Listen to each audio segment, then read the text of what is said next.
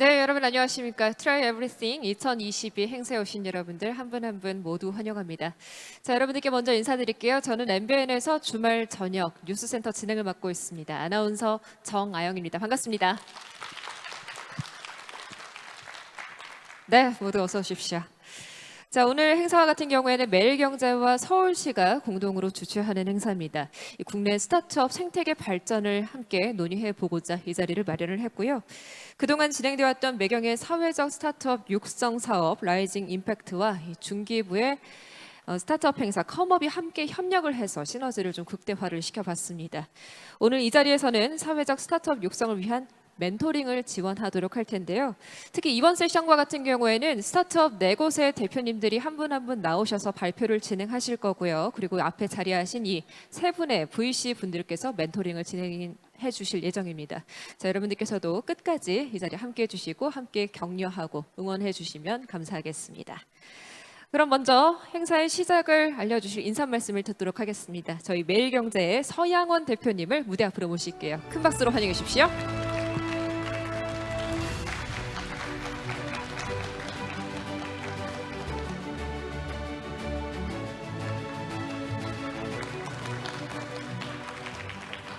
반갑습니다. 매일경제신문의 서영원 대표입니다. 저희 매경 미디어 그룹과 우리 서울시가 개최하는 글로벌 스타트업 이 축제, 아마 프랑스, 미국 각 축제가 있는데 저희가 역사는 짧지만 빠른 시간 안에 캐치업을 했습니다. K-팝 스타일로. 그래서 세계가 이 스타트업 에브리싱 대회 굉장히 높이 평가하고 있습니다. 오늘 이 내용은 온라인으로도 방송이 되는 거죠. 그래서 사실 여기에 모이신 분들 많이 모이셨는데 온라인으로 훨씬 더 많은 분들이 보고 용기를 가질 것으로 생각을 합니다. 저희가 올해 처음으로 선보이는 라이징 임팩트 위드 컴업 행사입니다. 우리가 이제 사회 여러 가지 문제들을 해결하기 위해서 노력하는 스타트업들이 매일경제와 함께 라이징 임팩트를 구성을 했고, 중소벤처기업부의 스타트업 행사인 컴업이 힘을 합쳐서 만들어진 결과물입니다. 그리고 이번 행사의 핵심은 다 나오셔서 보여주시듯이 스타트업 멘토링과 네트워킹을 지원하는 것입니다. 초보 사업가는 사실 경험이 부족해서 이리저리 시행착오도 겪고 헤맬 수 있습니다. 이런 상황에서 좋은 멘토들이 나타나서 도움을 주면 사실 여러 난관들도 돌파할 수 있는 아이디어와 지혜가 나올 수 있는 것입니다. 이런 행사에 스타트업들은 자신들의 있는 문제들을 솔직하게 좀 오픈하시고, 그리고 멘토들과 함께 진지하게 하트 투 하트로 대화를 나누시면서 조언을 얻는다면 분명하게 블랙스루를 찾을 수 있다고 생각을 합니다. 오늘 전문가분들 이렇게 최고의 전문가들입니다. 김금동 IMM 인베스트먼트 상무님, 사실 IMM은 어느 순간에 우리나라 PF 시장의 핵심 축이 됐습니다. 엄청난 글로벌 회사가 됐습니다. 그게 바로 인재 파워입니다. 오늘 대표에서 우리 김 상무님 잘 오셨습니다.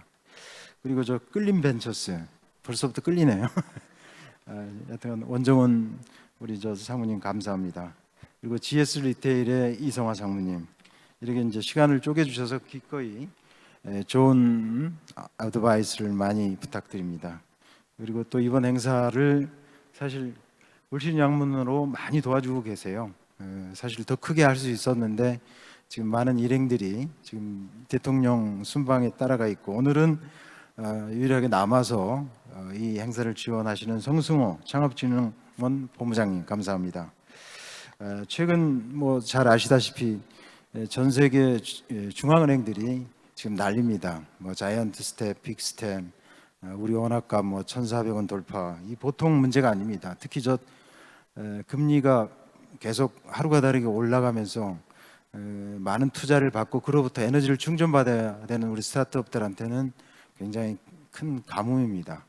그리고 이 윤석열 정부가 사실 모태펀드나 이런 거에 대한 마중물을 집어넣어야 되는데 재정 긴축, 이게 틀에서 돈을 쪼이기 시작하니까 더더욱 스타트업의 샘이 마르고 있는 것 같습니다. 저희는 이런 문제들에 대해서 사실 과감하게 지적할 건 지적하겠습니다. 통화 긴축에 의해서 재정 긴축까지 같이 갔을 경우에 말단에서 피해를 입는 분들은 바로 우리 스타트업 벤처들입니다. 피해가 최소화되도록 그리고 이 질곡이 오랫동안 계속되지 않도록 최선의 노력을 다하겠습니다. 어제 세계 지식 포럼에서 글로벌 헤지펀드 오셨는데 앞으로 1, 2년 사이에 큰 굴곡이 지나간답니다. 그러니까 10년 주기로 나타나는데 벌써 올 초부터 시작됐고 1, 2년 사이에 지나가면 대투자의 기회가 다시 온다. 그분들은 큰 흐름을 보기 때문에 그때 좋은 기업들, 좋은 주식들을 싼 값에 사서 대박을 터뜨리겠답니다. 바로 그 대박을 터뜨린 분들이 오늘 이 자리에 모이신 스타트업들입니다. 여러분들이 아무리 어렵더라도 포기하지 말고 용기를 갖고 잘 극복해 나가시길 바랍니다.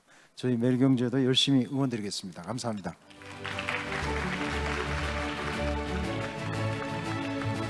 네, 매일경제신문의 서양원 대표님께서 환영의 인사 말씀 전해주셨습니다. 행사를 마련해 주신 점 진심으로 고맙습니다. 자, 다음으로는 축하의 인사 말씀을 한 분 더 듣도록 할게요. 창업진흥원의 성승호 본부장님을 무대 앞쪽으로 모시겠습니다. 여러분 큰 박수로 맞이해 주십시오.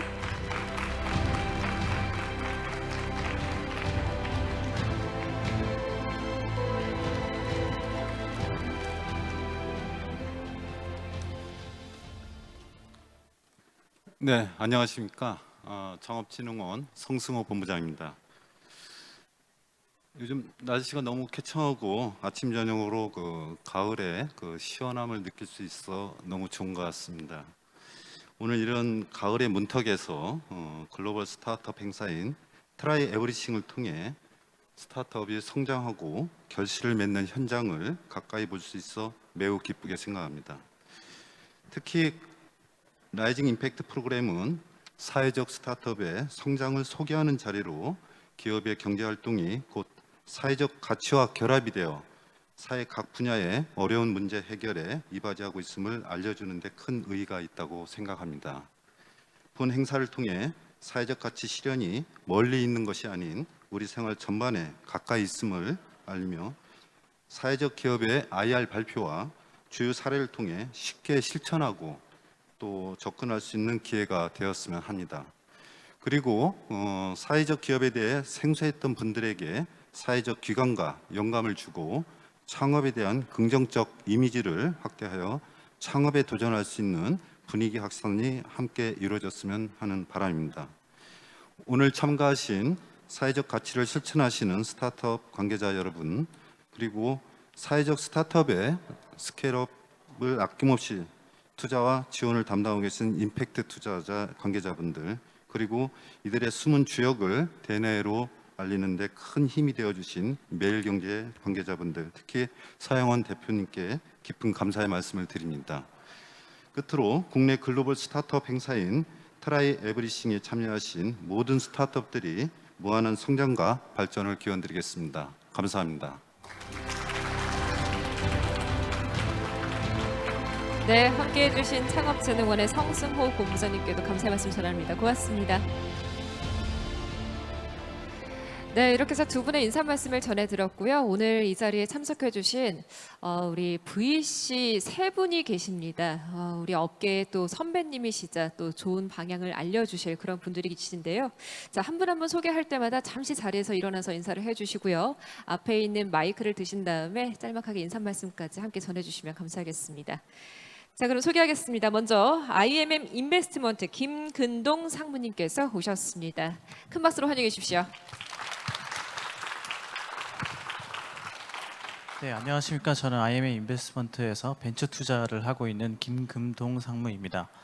앞서 대표님께서 말씀해 주신 바와 같이 저희 IMM은 한 22년 동안 우리나라에서 큰 투자업으로 성장을 할 수 있게 되었는데요. 그 중심에는 오늘 참여하는 많은 스타트업 분들께서 많은 성장을 이루어 주셔서 그 업을 이룰 수 있었고, 그 다음 세대인 저희 젊은 세대가 다음 또 다른 성장을 하기 위해 이렇게 스타트업들을 만나는 많은 기회를 갖고 있습니다. 그래서 오늘 이렇게 서울시와 매일경제 미디어그룹에서 좋은 자리 마련해 주셔서 감사하고, 저도 즐겁고 긍정적인 방향으로 참여할 수 있게 돼서 너무 기쁩니다. 감사합니다. 네, 고맙습니다. 상무님 잠시 뒤에 또 또 내실 있는 그런 조언도 부탁드리겠습니다. 자, 그리고 두 번째로는요, GS 리테일에서 이성화 상무님께서도 오셨거든요. 네, 큰 박수로 환영해 주십시오. 네, 안녕하세요. 저는 GS 리테일에서 신사업 부분 맡고 있는 이성화 상무라고 합니다. 저희 조직 내부 이름은 신사업 부문인데 저희는 CBC 역할을 하고 있는 조직입니다. GS 리테일은 CBC를 한 10년 전부터 진행을 해왔고 많은 투자들을 해왔습니다. 근데 저희의 투자는 사실 저희의 GS 리테일이라는 회사의 성장의 방법론으로서 CBC를 활용하고 있습니다. 무슨 말이냐면 저희 대기업이지만 스타트업들과의 투자 그리고 협업을 통해서 같이 성장하는 것들이 되게 중요하다고 판단을 하고 있고 실제로 그러한 활동들을 통해서 많은 효과들을 보고 있습니다. 그래서 이후로도 계속 좋은 스타트업들 많이 만나 뵙고 같이 상생하면서 같이 성장할 수 있는 그런 기회들 만들고자 합니다. 그래서 오늘 좋은 시간 만들어주셔서 감사드리고요. 좋은 스타트업들 많이 뵙고 갈 수 있으면 좋겠습니다. 감사합니다. 네, 이성화 상무님께도 감사의 말씀 드립니다. 자, 이제 마지막으로 끌림벤처스의 원정훈 파트너님도 소개하겠습니다. 네, 여러분 큰 박수로 맞이해 주세요. 네. 네, 안녕하세요. 저는 끌림벤처스의 원정훈 파트너라고 합니다. 저희 끌림벤처스는 엑셀러레이터인데요. 초기 창업팀들이 성장하는 것을 도와주고 같이 길게 함께한다는 목표를 갖고 있습니다. 저희는 저희 회사 같은 경우에는 건강한 사회를 만든다는 미션을 갖고 있는데요. 이번 매경에서 이렇게 주최해 주신 저희 이 행사를 통해서 많은 창업가분들이 사회적 가치를 창출하실 수 있도록 저희가 최대한 열심히 도와드리도록 하겠습니다. 감사합니다. 네, 고맙습니다. 이렇게 자리를 빛내주신 VC 분들 세 분께도 감사의 말씀을 드리면서 오늘 끌리는 멘토링 또 한 말씀 잘 부탁드리겠습니다. 고맙습니다. 자, 그럼 지금부터 스타트업 피칭을 바로 진행하도록 하겠습니다. 총 4개 스타트업 대표자분들께서 준비를 하고 계시고요. 각 대표자분들마다 15분씩 저희가 시간을 드리도록 하겠습니다. 이후에 멘토링 시간은 또 10분씩 마련되어 있으니까요. 네, 이 점 참고해 주시길 부탁드립니다. 자, 그럼 첫 번째로 모실 스타트업 기업 대표자분 호명하도록 하겠습니다. 리코의 김근호 대표님께서 준비하셨습니다. 무대 위로 올라와 주십시오. 네, 여러분 박수로 환영해 주시면 감사하겠습니다.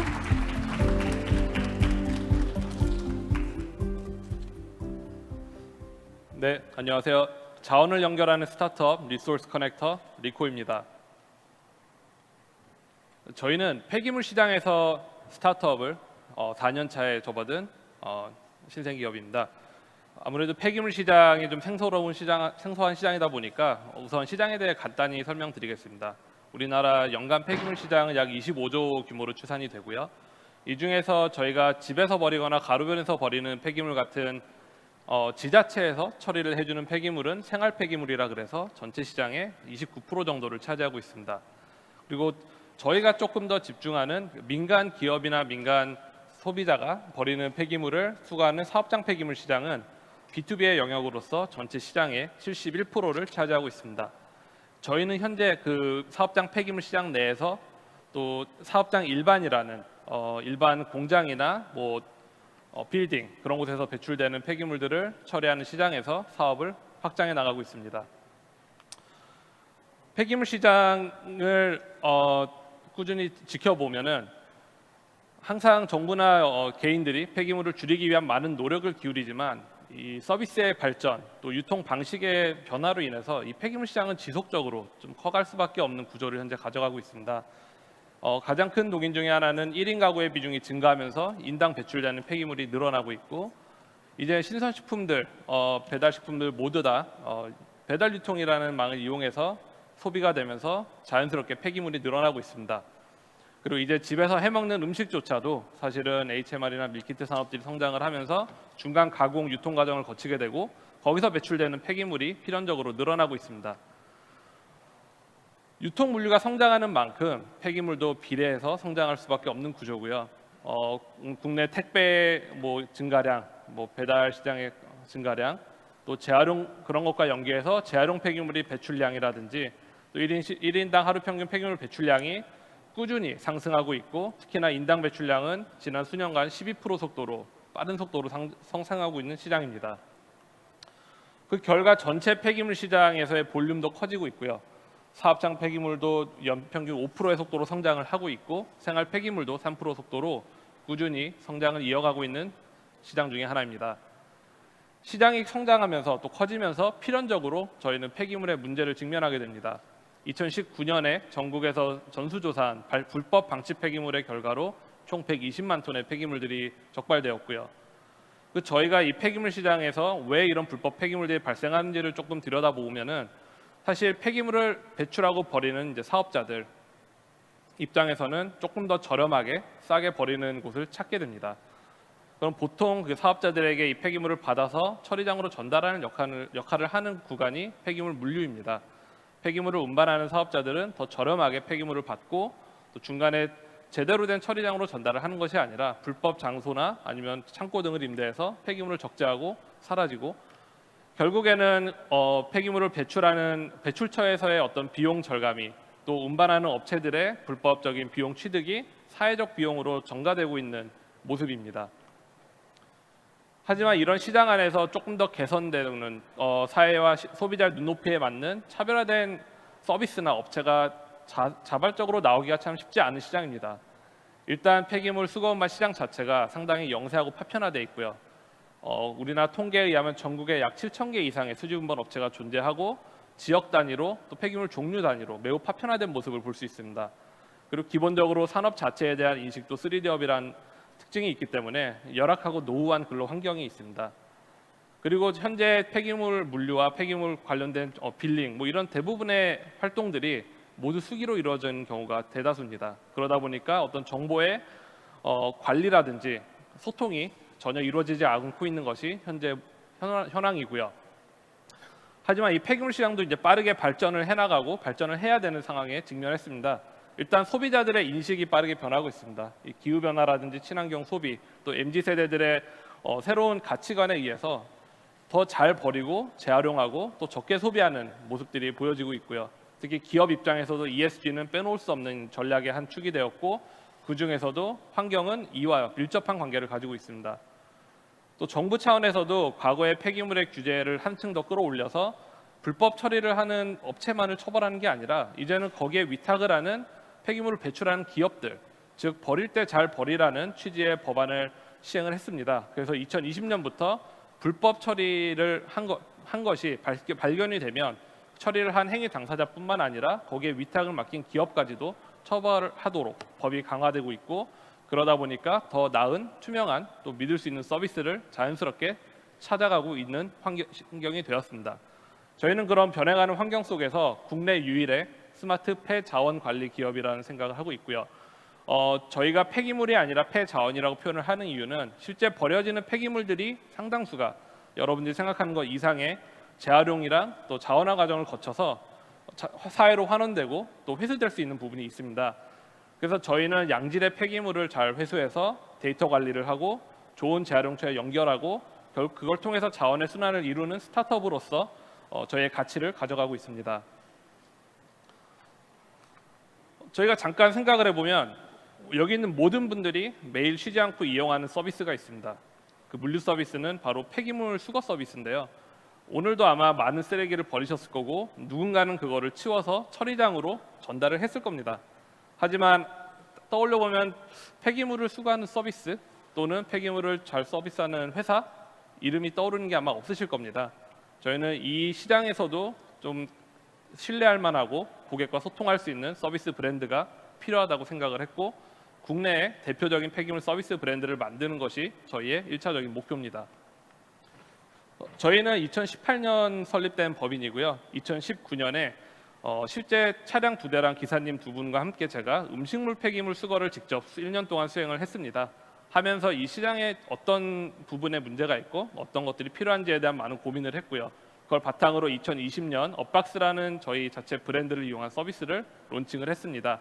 그리고 저희는 VC들의 투자를 받으면서 2021년 이제 연초에 시리즈 A, 연말에 시리즈 B를 완료하면서 지금까지 약 155억 원의 투자금을 유치를 했고요. 올해 이제 본격적인 저희 서비스의 확장을 이뤄가고 있는 원년으로 삼고 있습니다. 저희는 올해 5월 월 매출 10억을 돌파하면서 작년보다 3배 이상의 속도로 빠르게 성장을 하고 있습니다.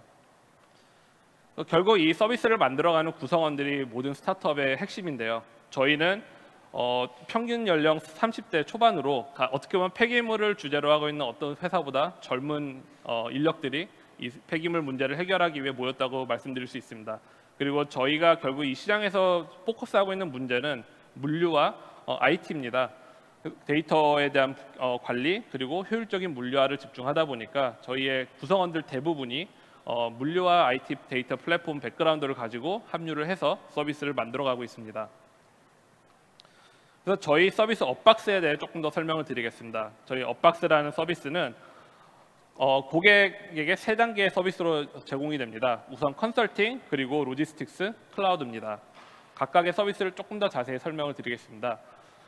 사실 모든 분들이 집에서 분리배출을 아주 잘 하고 계실 거라 믿고 우리나라는 전 세계에서 분리배출을 가장 잘하는 나라 중에 하나입니다. 하지만 정작 이런 폐기물을 다량으로 배출하는 사업장에 가면 분리배출이 잘 되고 있는 경우를 찾기가 사실 쉽지 않습니다.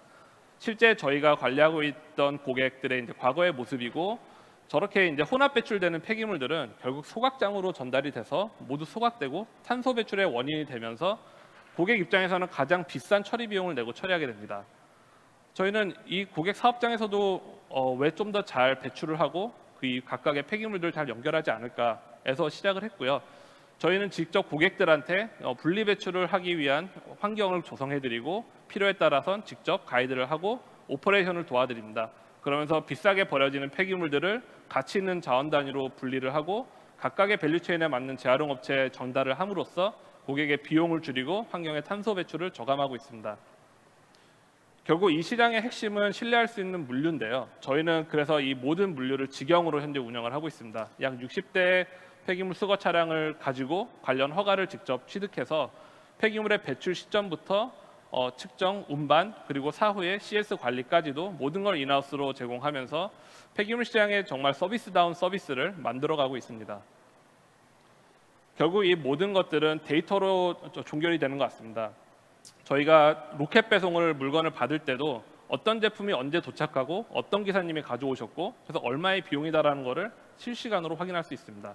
어떻게 보면 더 중요한 폐기물도 이 정도 수준의 데이터가 저희는 필요하다고 생각을 했고 저희는 우선 고객들한테 어떤 종류의 폐기물을 저희도 마찬가지로 어느 기사님이 언제 얼만큼 수거했는지 실시간성으로 제공을 해드리고 그 폐기물이 결국 어떻게 연결이 돼서 자원화가 됐고 그로 인해 탄소 저감을 어떻게 했는지에 대한 정보까지도 저희가 앱이나 대시보드 형태로 제공을 해드리고 있습니다.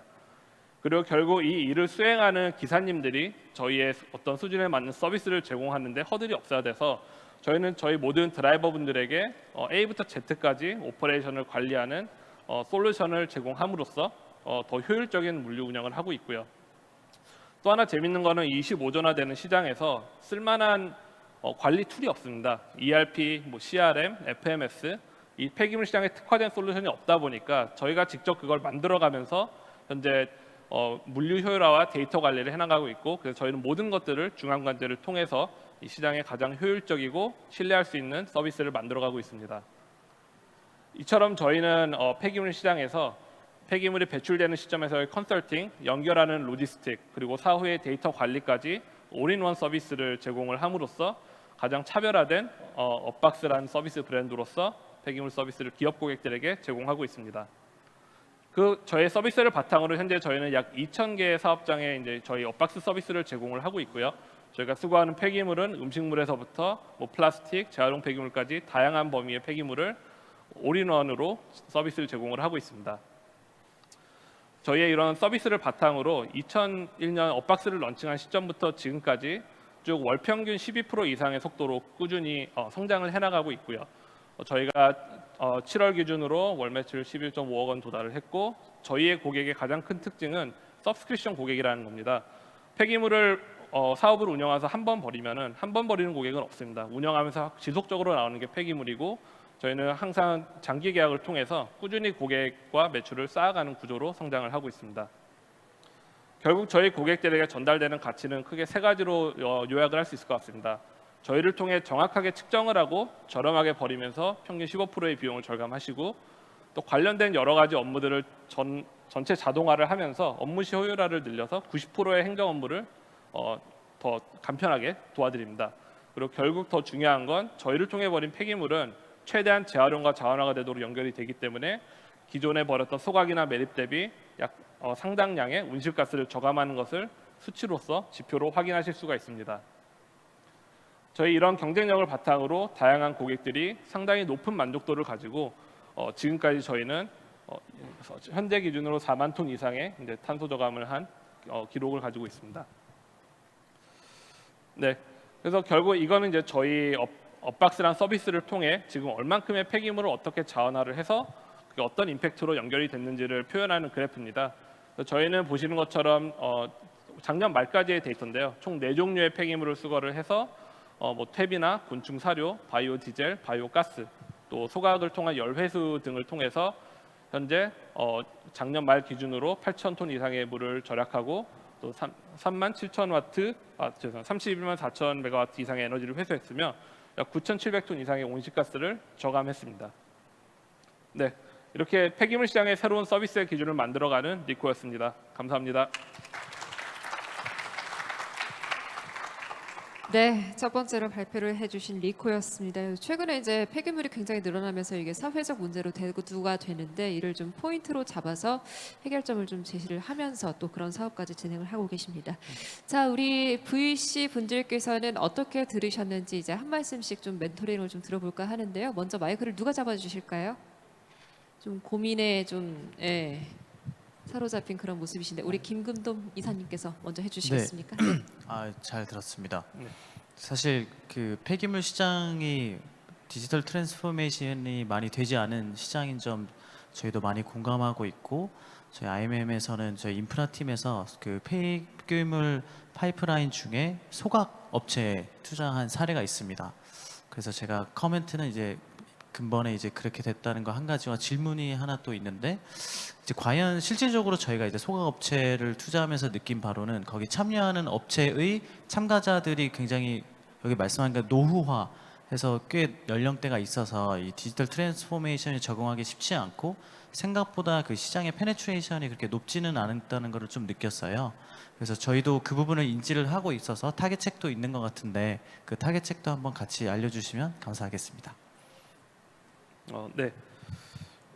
그 폐기물 시장이 이제 지난 수년 동안 상당히 많은 이제 자본이 들어오고 투자가 되면서 이 공장들이 공통적으로 이제 겪고 있는 페이즈가 용량이 커지고 효율화가 되고 또 디지털화가 부분적으로 또 돼가고 있는 걸 많이 느끼고 있습니다.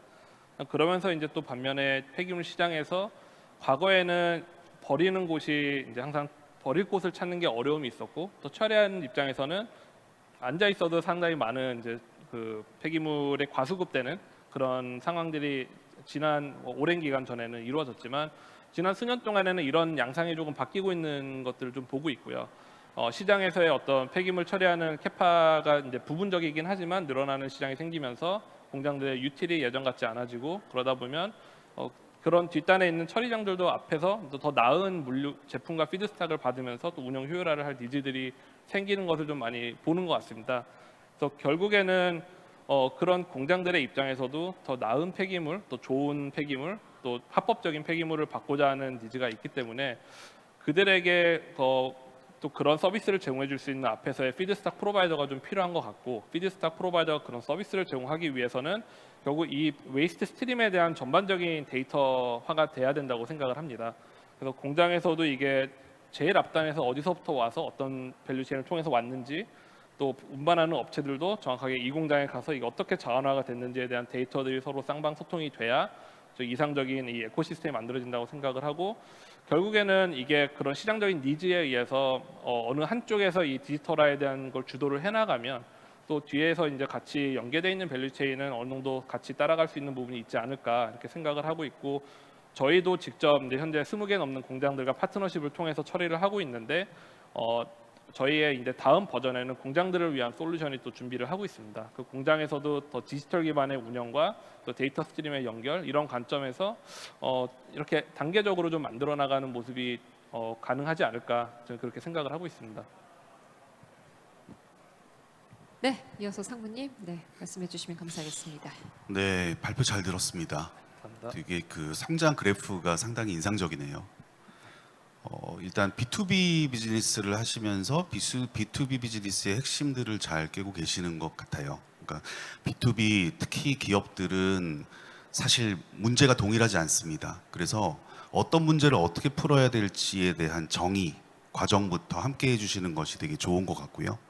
그래서 말씀하신 폐기물 컨설팅부터 시작해서 통합 솔루션까지 비즈니스 모델이 그렇게 구축되어 있다는 거가 제대로 B2B 시장을 공략하시는 그런 프로세스를 하고 계시구나 하는 생각이 좀 들었습니다. 지금까지는 고성장 예쁜 그래프들을 계속 만들어 오셨던 것 같아요. 그래서 음식물로부터 시작해서 플라스틱까지 성장을 만들어 오신 거고 고객들이 계속 확대되고 있는 것 같습니다. 지금은 폐기물을 취합해서 분류하고 처리해 주는 것까지였다면 앞으로의 성장은 어떤 방향으로 만들어내실 건지, 당연히 지금 고객 베이스를 확대하는 것들은 그건 당연한 성장 방향일 것 같고요. 네. 여기에 뭔가 새로운 부가가치 높은 사업을 붙인다라든지 이런 성장의 계획이 있으신지 궁금합니다. 네. 일단 1차적으로는 저희는 아직 이 폐기물 전체 시장에서 상당히 일부분만을 서비스를 하고 있기 때문에 폐기물의 종류와 지역을 넓히는 것을 일단 1차적인 과제로 생각을 하고 있습니다. 그 폐기물 종류를 넓히기 위해선 거기에 맞는 라이센스랑 플릿이랑 또 후단에 있는 이제 파트너십이 좀 필요한데요. 또 결국 어느 고객이든 폐기물에 대한 니즈가 있을 때 저희를 부르면 어떤 폐기물을 막론하고 저희가 현장에서 원스톱 서비스를 해드릴 수 있는 그 서비스의 완성을 하는 거를 일단 넥스트 스텝으로 올해 이제 가장 중요한 어젠더로 삼고 있습니다. 그게 이제 1차적이고 결국 저희가 이런 이제 경험이랑 데이터를 통해서 이 폐기물 시장에 참여해 있는 모든 요소 플레이어들, 뭐 운반업체, 처리업체 또는 뭐 관리하는 행정 지자체라든지 이런 곳에서 가장 좀 효율적으로 사용할 수 있는 어떤 솔루션이나 이제 사스 플랫폼 같은 모델도 저희는 좀 가능성이 있지 않을까라고 생각을 하고 현재 그런 사스 개발에도 좀 많은 노력을 좀 기울이고 있습니다. 네, 이제 마지막으로 원정훈 파트너님의 말씀까지 들어보도록 하겠습니다. 대표님 저도 발표 정말 잘 들었습니다. 특히 그런 뭐 리텐션이 99%에 달한다는 점도 굉장히 저는 인상이 깊었던 것 같고요. 그리고 저희의 그 사업장 고객들이 사실은 기존의 그런 뭐 수기라던가 그러한 것에 좀 익숙해져 있는 연령대도 좀 어떻게 보면 높을 수 있는 그런 고객들을 타겟을 하시느라 세일즈 하시는 그런 노하우도 꽤 상당하셨을 것 같고요. 굉장히 임팩트 있는 일을 하신다고 생각이 되는데 지금 아까 발표에서 말씀해 주셨던 것 중에 이제 폐기물 수집 업체가 한 7,000곳 정도 된다고 말씀을 해주셨고 굉장히 이제 영세하다고 네. 말씀해 주셨는데 그럼 기존의 그런 폐기물 수집 업체와 우리 회사와의 그런 관계가 지금 어떻게 형성이 되어 있는지도 좀 궁금하고요. 아마 네네. 저희가 성장을 해 나가면서 좀 더 뭔가 깊은 관계가 형성될 수도 있을 것 같은데 그거에 네. 대한 어떤 생각을 갖고 계신지 좀 궁금합니다. 근데 저희가 이제 성장을 하는 데 있어서 조금 중요하게 현재 생각하고 만들어가는 모델이 파트너십 좀 모델입니다. 특정 지역 저희가 어쨌든 이제 성장을 하는데 인프라와 영업의 속도를 인프라가 따라가는 게 참 쉽지가 않습니다.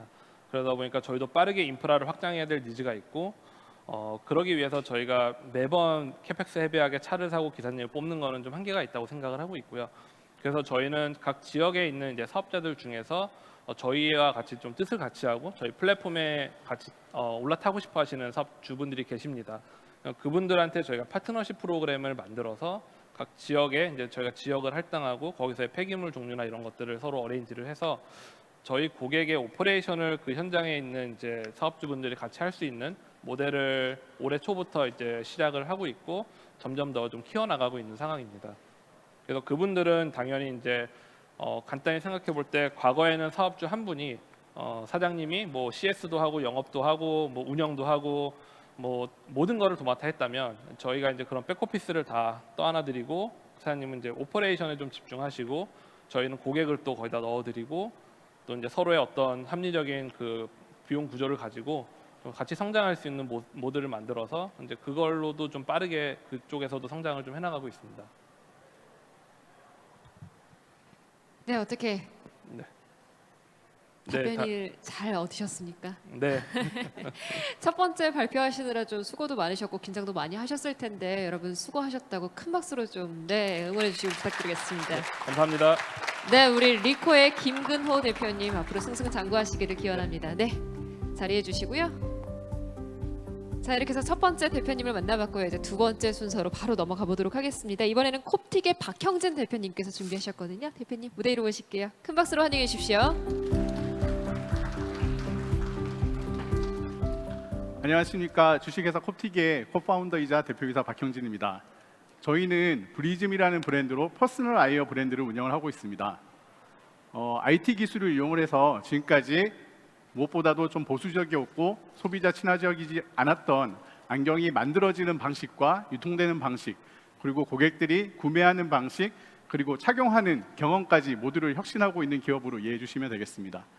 지금 여기 와 계신 분들 중에서도 한 절반 정도는 안경을 쓰고 계시고, 아마도 안경을 안 쓰신 분들 중에서도 콘택트 렌즈 쓰고 계셔서 밤에 집에 가면 안경을 쓰고 계신 분도 계실 거고요. 그리고 아직 안경을 안 쓰고 계시지만 누구나 살다 보면 40대가 되면 노안이 오기 시작하고 50대, 60대가 되면 안경을 한 번은 써야 됩니다. 하지만 저를 비롯해서 이렇게 얼굴 큰 아저씨를 포함해서 너무나 많은 고객들이 내 얼굴에 잘 맞는 안경 하나 찾는 거 너무 힘들어하고, 안경을 착용하는 과정에서도 수없이 흘러내리는 안경을 쓸어 올린다든지 여러 가지 불편을 겪고 있습니다. 이런 불편을 겪게 된 가장 큰 이유는 안경의 제조 공정이 아직까지 아주 전근대적으로 수작업으로 이루어지고 있고, 수많은 작은 부속들을 가공하기 위한 이런 프로세스의 연속이다 보니까 단 한 사람의 고객을 위한 맞춤 제작이라든지 뭔가 특화된 제작을 할 수 있는 환경이 전혀 안 되고 있습니다. 그래서 안경 스타일 하나를 주문을 하게 되면 최소 300장 이상을 주문을 해야 공장에서는 제작을 해드리고 있고요. 이렇게 통일된 제품이 한 스타일마다 나오다 보니까 72%의 고객들이 안경을 통해서 불편을 겪었다 라는 대답을 해주고 계시고, 여러 가지로 많은 문제점들이 노출되고 있습니다.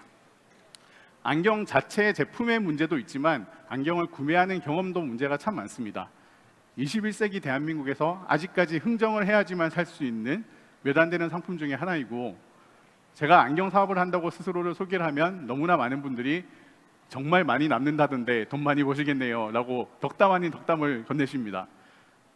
이 정도로 많은 국민들이 뭔가 마진 구조에 대해서 불신을 가지고 있고, 내가 안경을 살 때마다 뭔가 사기를 당한 것 같은 찝찝한 경험을 하게 되는 그런 산업 전반에 이런 잘못된 판매 행태들이 아직까지 남아 있다 보니까 고객들은 안경을 점점 가까이 하기보다는 멀리 하고 싶어 하고, 코로나 재난지원금 받았을 때 그 돈으로 안경 바꾸게 되는, 내 돈 내고 바꾸기는 싫고 꽁돈 생겼을 때 그냥 바꾸게 되는 그런 아이템으로 전락해버리고 말았습니다. 하지만 저처럼 안경이 없으면 단 10분도 제대로 생활을 할 수 없는 사람에게 안경은 너무나 소중한 제2의 신체와 같은 존재입니다. 그래서 저희는 이런 안경에 관련된 수많은 문제점들을 고객의 관점에서 혁신하고자 브리즘이라는 브랜드를 시작하게 되었습니다. 그래서 브리즘을 한마디로 말씀을 드리자면, 개개인의 얼굴의 특성에 맞춘 그런 맞춤 제작을 하는 그런 생산 기술을 가진 생산업체이자, 이렇게 만들어진 제품을 고객에게 직접 판매를 하고 더 나은 판매 경험을, 구매 경험을 제공하는 그런 D2C 업체라고 소개를 드릴 수 있겠습니다.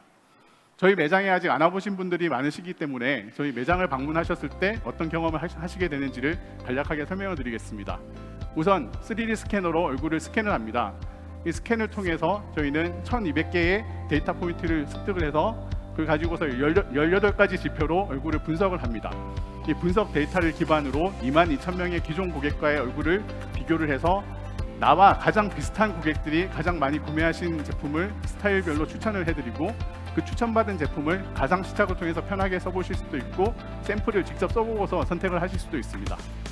그걸 통해서 나에게 딱 맞는 사이즈, 그리고 맞는 컬러, 그리고 그 외에도 이런 템플의 소재라든지 길이, 그리고 컬러까지 아주 디테일들을 나의 취향에 꼭 맞게 선택을 할 수가 있고요. 좋은 안경은 좋은 프레임에서 끝나지 않습니다. 좋은 렌즈, 나의 라이프 스타일에 맞는 정확한 렌즈를 선택해 드릴 수 있도록 도움을 드리기 위해서 저희는 무조건 1시간의 시간을 빼놓고서 예약제로 운영하고 있고, 고객님의 눈 상태에 대해서 30분 동안 우리 전문 안경사가 아주 디테일하게 설명을 드리고 있습니다. 그리고 렌즈 살 때 많이들 좀 불편하다고 느끼시는 게 이 렌즈가 뭐가 좋은지, 가격은 왜 비싼지 정확한 설명 없이 비싼 것만 팔려고 하는 거 아니냐, 이런 불안감들이 많기 때문에 저희는 모든 렌즈의 가격과 스펙을 데이터베이스화 시켜서 고객님의 시력을 입력시키면 자동으로 저가, 중가, 고가의 렌즈를 같이 추천을 드림으로써 고객님이 눈 감고 뭔가 당하는 것 같은 불쾌한 느낌을 가지시 않도록 모든 시스템을 자동화시켰습니다. 이렇게 해서 저희 고객님들이 안경을 선택하고 나시면 그 다음에는 저희 안경사가 고객님의 3D 스캔된 얼굴 데이터를 기반으로 해서 소위 저희가 이야기하는 디지털 피팅 과정을 통해서 개인 맞춤을 진행을 합니다. 그래서 우리가 PD라고 하는 눈동자 사이에 간의 거리가 가장 중요한 요소인데 거기에 맞춰서 브릿지를 조절을 하고요. 그 외에 코가 높거나 낮은 고객님들 가장 큰 불편을 겪는 부분인데 거기에 맞춰서 코 높이를 조절을 해드리고, 그리고 사람의 귀는 대부분 다 짝짝입니다.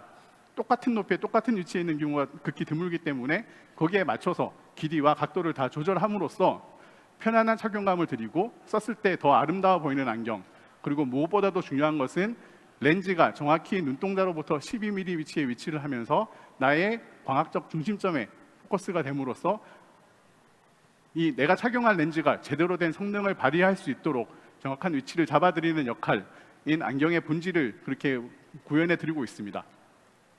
이렇게 그 퍼스널 아이웨어가 디자인이 되고 나면 그 데이터가 저희의 스마트 팩토리로 전송이 됩니다.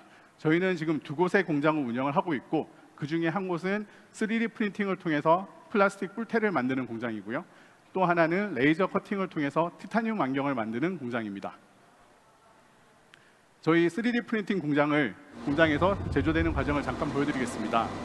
보통 3D 프린팅이라고 하면은 탁상 위에서 이렇게 만들어지는 노즐 방식을 많이 생각하시는데 저희는 대당 약 3억 5천 정도 되는 산업용 파우더 방식의 3D 프린터를 사용하고 있습니다. 이 프린터가 12시간 동안 파우더를 얇게 깔고 레이저가 그걸 다시 지져나가는 과정을 거치고 나면 파우더 더미 속에서 약 200개의 각기 다른 안경 제품이 완성이 됩니다. 그렇게 완성된 제품을 연마를 하고 염색을 하면 200개의 각기 다른 제품이 완성이 됩니다. 이런 공장부터 시작해서 판매하는 매장까지 저희는 안경에 관련된 고객의 경험을 제대로 혁신하려면 A to G를 저희는 다 해야 된다고 생각했습니다. 그래서 지난 4년간의 노력 끝에 매장부터 공장까지 A to G를 내부적으로 이렇게 IT의 도움으로 구현을 하게 되었고, 사실 저희는 10년 전만 해도 이런 시스템을 저희 같은 작은 회사가 할 수 없었다고 생각을 합니다. 하지만 지금은 3D 프린팅과 각종 클라우드, 그리고 수많은 AWS부터 시작해서 저희 스타트업을 도와주는 너무나 좋은 IT 환경이 조성되어 있기 때문에 이 모든 것이 가능했습니다. 2018년 12월에 저희는 역삼동에 1호 매장을 오픈을 했고요. 그 뒤로 약 4년간의 각종 시행착오를 거쳐서 12가지에 불과했던 스타일은 지금 50가지까지 늘어났고, 매장은 한 곳에서 지금 6군데를 운영을 하고 있습니다. 그리고 올해 초에는 CES에 참여해서 혁신상을 수상하기도 하고 각종 다양한 디자인상을 받으면서 국제적으로 인지도를 높여나가고 있습니다. 2018년 12월에 단 40명의 고객, 1,200만 원의 매출로 시작했던 저희 브리즘은 지난 7월 기준으로 해서 약 1,400명의 고객이 찾아주시고 월 5억 가까운 매출을 올리는 브랜드로 성장했습니다. 무엇보다도 고무적인 것은 단순히 3D 프린팅으로 안경을 만드는 회사로 알려져 있던 저희가 티타늄 안경을 런칭을 하면서 지난 6월부터 전월 대비 60%라는 높은 매출 성장률을 거두면서 고객들에게 단순한 이상한 짓을 하는 3D 프린팅 회사가 아니라 진정한 퍼스널 아이웨어를 추구하는 그런 회사다라는 제대로 된 인식이 심어지기 시작했다는 것이 가장 고무적으로 생각을 하고 있고요. 그리고 많은 분들이 하드웨어를 하는 스타트업들이 GP 마진이 너무 낮더라, 어디 납품을 해야 되고 그러다 보니까 원가 비중이 너무 높더라라는 걱정을 많이 하시는데, 저희는 저희가 제품을 직접 판매를 해서 저희 직영 매장 또는 특양 매장을 통해서 직접 판매를 하기 때문에 GP 마진이 현재는 60%, 그리고 앞으로 규모의 경제를 달성하게 되면 75% 이상으로 끌어올릴 수 있다라고 자신을 하고 준비를 하고 있습니다. 안경 편하다고 무조건 사냐, 예뻐야 사지라고 말씀하시는 분들 많습니다. 3D 프린팅이 가진 가장 큰 장점은 우리가 생각하는 어떤 디자인도 아주 작은 노력으로 쉽게 다양하게 만들어낼 수 있다는 겁니다. 여러분들 잘 아시는, 그리고 최근 백반기행으로 더 유명해지신 허영만 화백께서 본인이 한번 써보고 싶은 그런 녹색 안경의 비전을 저희한테 전달을 해주셔서 그분의 그런 니즈에 맞춰서 만들어 드린 안경이 저 안경이고, 저 안경을 지난 3년 동안 너무나 만족스럽게 잘 착용하고 계시면서 저희 브랜드를 알리는 데 많은 도움을 주고 계시고요. 그리고 두 번째 사진은 예란지 디자이너가 바로 이곳 DDP에서 서울 패션위크에 참가를 할 때 저희에게 의뢰를 했던 안경입니다. 패션 디자이너들이 대부분 패션쇼 한 달 앞두고 저희한테 연락이 옵니다. 새로운 착장은 다 완성이 됐는데 모델들이 입고서 왔다 갔다 하는 거 보니까 허전한 거죠. 뭔가 액세서리가 필요하다, 엣지가 필요한데 선글라스 씌웠으면 좋겠는데 갑자기 프라다 매장에 가서, 구찌 매장에 가서 그런 걸 씌울 수는 없죠. 그래서 저희에게 갑자기 연락이 옵니다. 그러면 저희는 시간이 얼마 남았습니까? 한 달만 있으면 됩니다. 다행히 대부분 한 달은 남겨놓고 연락을 주십니다. 그래서 그분들이 원하시는 그런 제품의 스케치 또는 참고 이미지만 보내주시면 저희 디자이너들이 바로 작업을 해서 한 달 안에 이 제품을 만들어서 쇼장으로 보내드립니다. 세 번째 사진은 이번에 LG에서 그 초거대 AI 가상인간으로 틸다라는 새로운 캐릭터를 런칭을 하고, 그 AI와 그리디어스라고 하는 패션 브랜드가 같이 협업을 한 사례가 있는데, 그때도 저희가 같은 방식으로 그 그리디어스의 저런 새로운 이미지에 맞는 아이웨어를 같이 협업 디자인 제작을 해서 뉴욕 패션위크에 선보인 바가 있습니다. 이런 식으로 다양한 새로운 안경의 디자인을 같이 개척을 함으로써 또 국제적으로 지금 다양한 곳에서 인정을 받고 있습니다. 사실 기후 온난화 때문에 요즘 가장 관심이 많은 키워드가 환경적인 요소일 텐데요. 여러분들이 생각하시는 것보다 안경이 꽤 많은 환경 오염을 일으키고 있습니다. 왜냐하면 수많은 안경들이 공장에서 그냥 수요를 예측해서 만들어지고 중간 유통상 매장까지 해서 고객에게 전달되는 과정에서 100개의 안경이 만들어지면 최소 50개 이상의 안경이 그냥 버려집니다. 내가 쓰는 하나를 위해서 다른 하나는 그냥 버려진다는 이야기고요. 그리고 여러분들이 좋아하시는 아세테이트 뿔테를 하나 만들기 위해서는 이렇게 네모난 아세테이트 플레이트를 NC 머신을 통해서 잘라내고 나서 나머지 엣지를 다 가공하는 과정을 거칩니다. 그 과정을 통해서 이 소재의 90%는 그냥 분진이 되어서 날아갑니다. 반면에 저희는 선주문 후생산 방식을 채택하고 있습니다. 유통 과정에서 버려지는 제품이 단 하나도 없고요. 그리고 90%의 제품 소재가 다 날아가 버리는 아세테이트와 비교했을 때 저희는 꼭 필요한 부분만큼을 3D 프린팅으로 생산하기 때문에 버려지는 90%도 거의 제로로 만들 수가 있습니다. 그 외에도 제작 과정에서 불량이 생기거나 반품이 생긴 제품들은 저렇게 다시 스크랩 처리를 해서 인젝션 몰딩을 통해서 북마커와 같은 다른 또 이런 액세서리 아이템으로 만들어서 저희 고객들에게 돌려드리고 있습니다. 그래서 저희는 세계 최초의 제로 웨이스트 안경 브랜드에 도전하고 있습니다. 이런 3D 프린팅 외에도 티타늄 안경을 통해서 저희 고객들이 가지고 있던 그런 근본적인 니즈, 퍼스널 아이웨어이지만 다양한 이런 소재를 선택하고 싶다는 니즈를 맞춰드리기 위해서 지난 3년 동안 개발을 해왔고 이번에 런칭이 되었고요. 이런 제품의 다양성과 시스템의 완성도를 기반으로 해서 저희는 국내에서는 지금까지 우리가 타겟으로 했던 30, 40대 남성 직장인, 전통적인 안경 헤비 유저를 벗어나서 좀 더 다양한 연령대로 고객군을 확장할 목표를 가지고 있고, 지역적으로도 지금까지는 서울의 사무실 밀집 지역에 있었지만 좀 더 다양한 지역으로 확장할 준비를 하고 있습니다. 무엇보다도 저희가 지금 가장 관심을 가지고 있는 시장은 북미 시장입니다. 여러분 아시다시피 미국이라는 나라는 다인종 사회이고 거기서 가장 머저리티를 구성하고 있는 백인도 이제는 60% 미만으로 떨어진 소수인종이 거의 머저리티까지 올라온 그런 사회입니다. 실리콘밸리에 있는 제 개발자인 한국인 친구가 있는데 너 어디서 안경 맞춰? 그랬더니 6시간 운전해서 LA 다운타운에 있는 다비치 안경을 한답니다. 근처에 있는 안경원에서는 돈을 많이 줘도 자기 얼굴에 맞는 안경을 살 수가 없답니다. 그래서 이런 미국 시장을 타겟으로 해서 저희는 이번에 아이폰 앱을 개발을 했습니다. 아이폰의 페이스 아이디를 위해서 사용되는 트루랩스 카메라를 활용하면 우리 고객들이 매장에서 경험하고 있는 바와 똑같이 얼굴을 페이스 스캔을 하고 가상 시착을 하고 그리고 거기에 맞는 데이터를 저희가 다 획득할 수 있는 이런 시스템이 이미 완성이 되었고 10월 달에 이제 공식적으로 런칭을 하기 위해서 지금 준비 과정이 다 마쳤습니다. 이런 식으로 A to G를 저희가 내부적으로 다 하기 때문에 유럽과 중국에 있는 비슷한 일을 하는 경쟁사에 비해서 저희는 가격은 8분의 1까지 떨어뜨리고 속도는 3배 높은 그런 효율을 달성을 하였습니다. 이 모든 걸 어떻게 니네가 다 할 수 있냐? 처음부터 저희의 목표는 A to G를 다 해내야 한다. 그래서 생산부터 판매, 브랜딩에 이르기까지 모든 전문가들을 제가 아는 네트워크를 총동원해서 가장 잘하는 분들을 저희의 팀원으로 모셨습니다.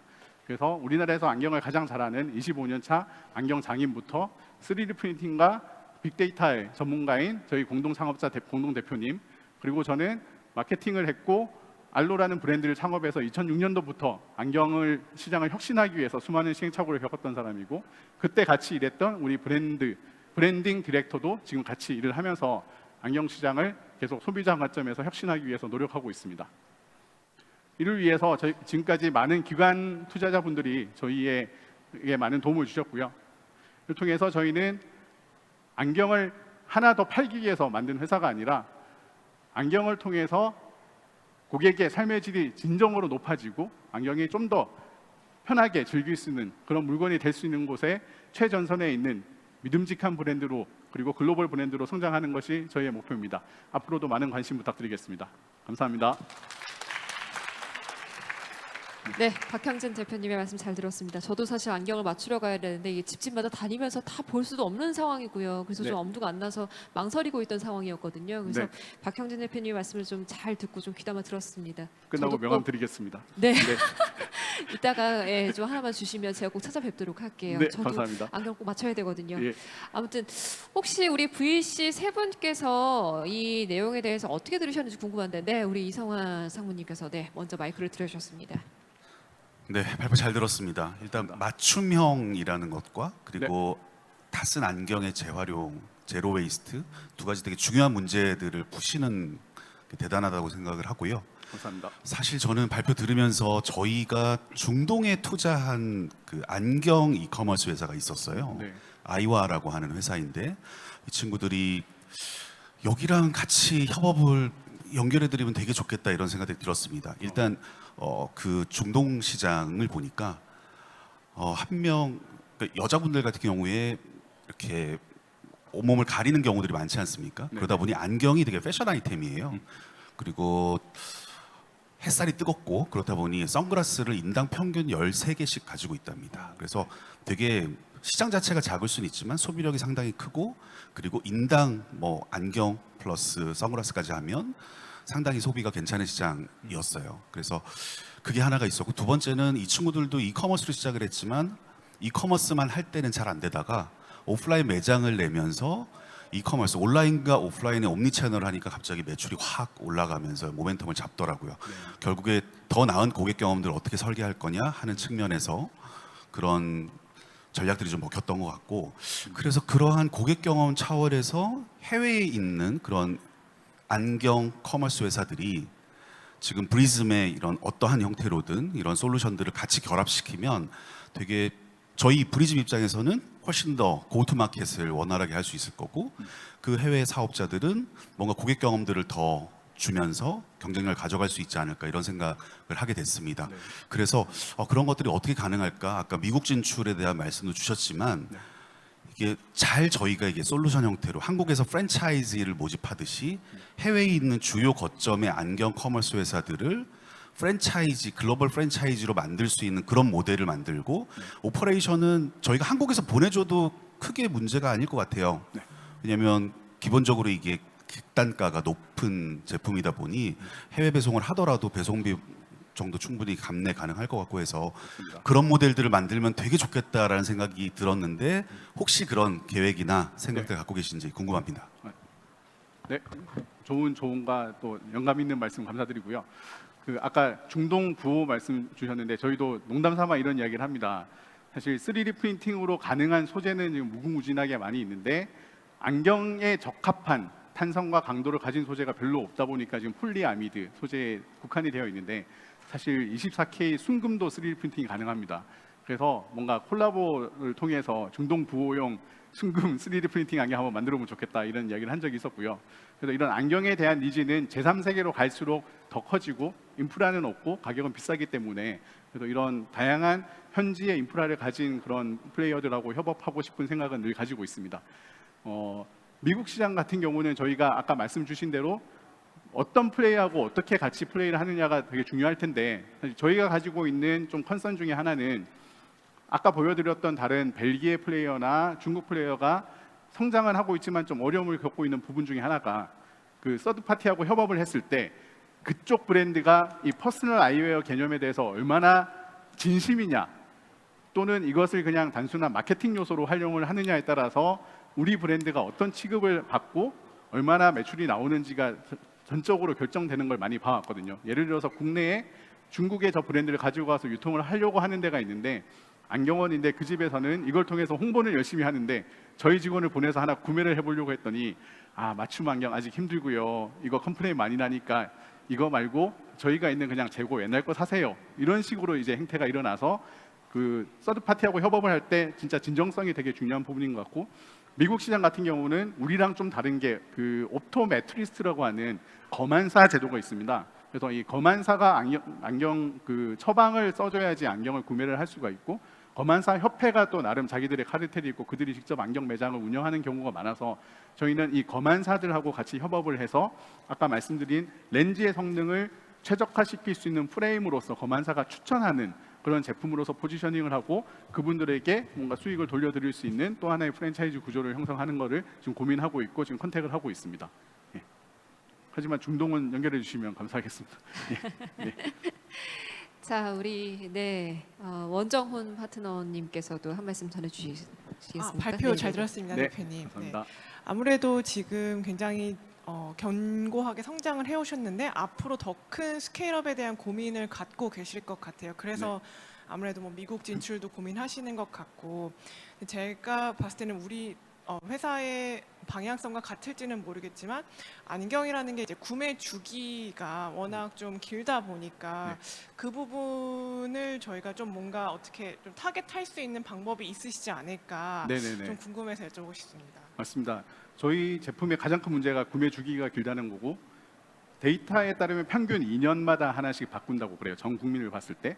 근데 저기 계신 이덕주 기자님 같은 경우는 7년 만에 안경을 바꾸셨는데, 저희 브리즘 안경을 만나시고 나서는 안경에 관심이 많이 생기셔서 좀 더 자주 바꾸실 것 같은데, 그러니까 사실은 연령대에 따라서 시력이 나빠지는 속도는 다릅니다. 10대 때는 거의 6개월마다 바꿔야 될 수도 있고, 25세부터 40세까지는 거의 변화를 안 하다가 40대부터 다시 노안이 시작되면서 이게 액셀러레이팅이 되는 이런 트렌드를 보이고 있는데요.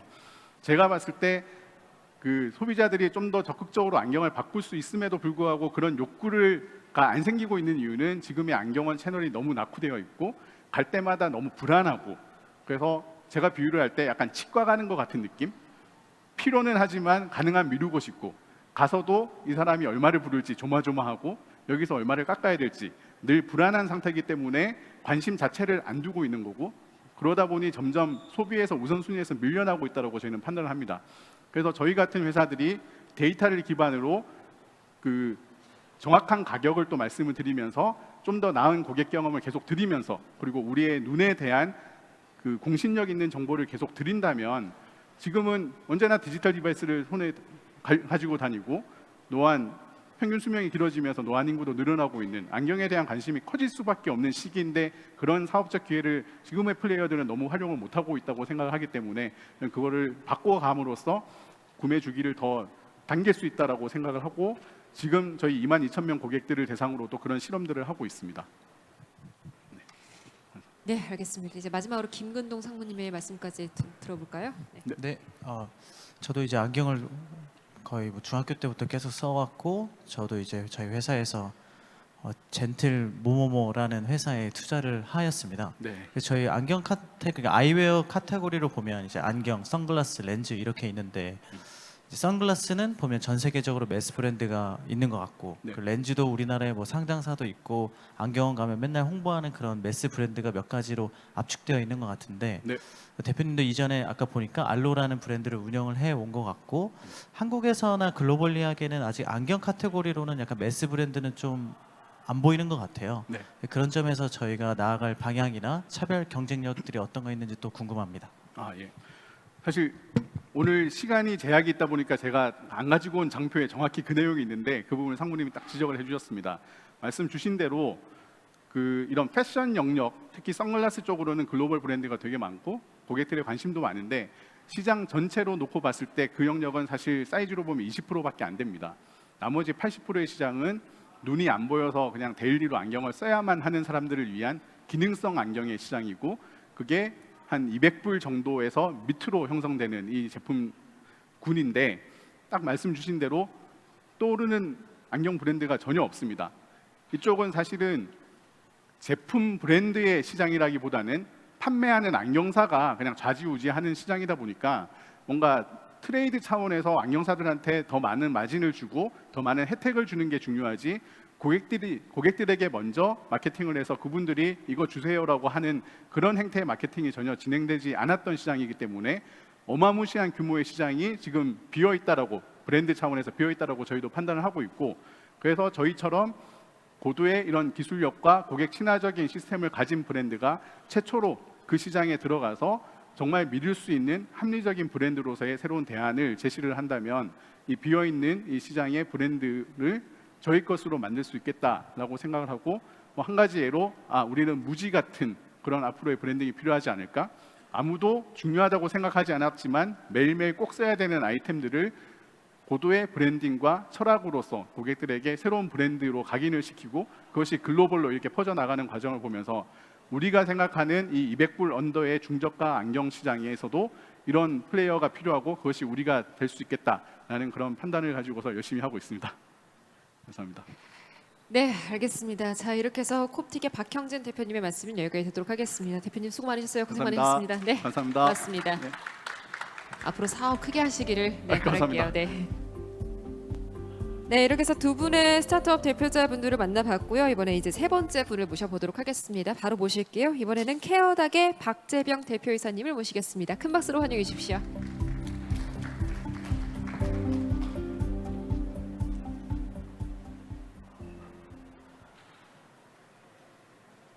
안녕하세요. 케어닥의 박재병입니다. 저희는 노인돌봄 통합 플랫폼 케어닥을 운영하고 있습니다. 대한민국은 세계에서 가장 빠르게 늙어가고 있습니다. 세계 평균 그리고 개발도상국 평균 대비 한국은 두세 배 빠르게 늙어가고 있는 고령 국가인데요.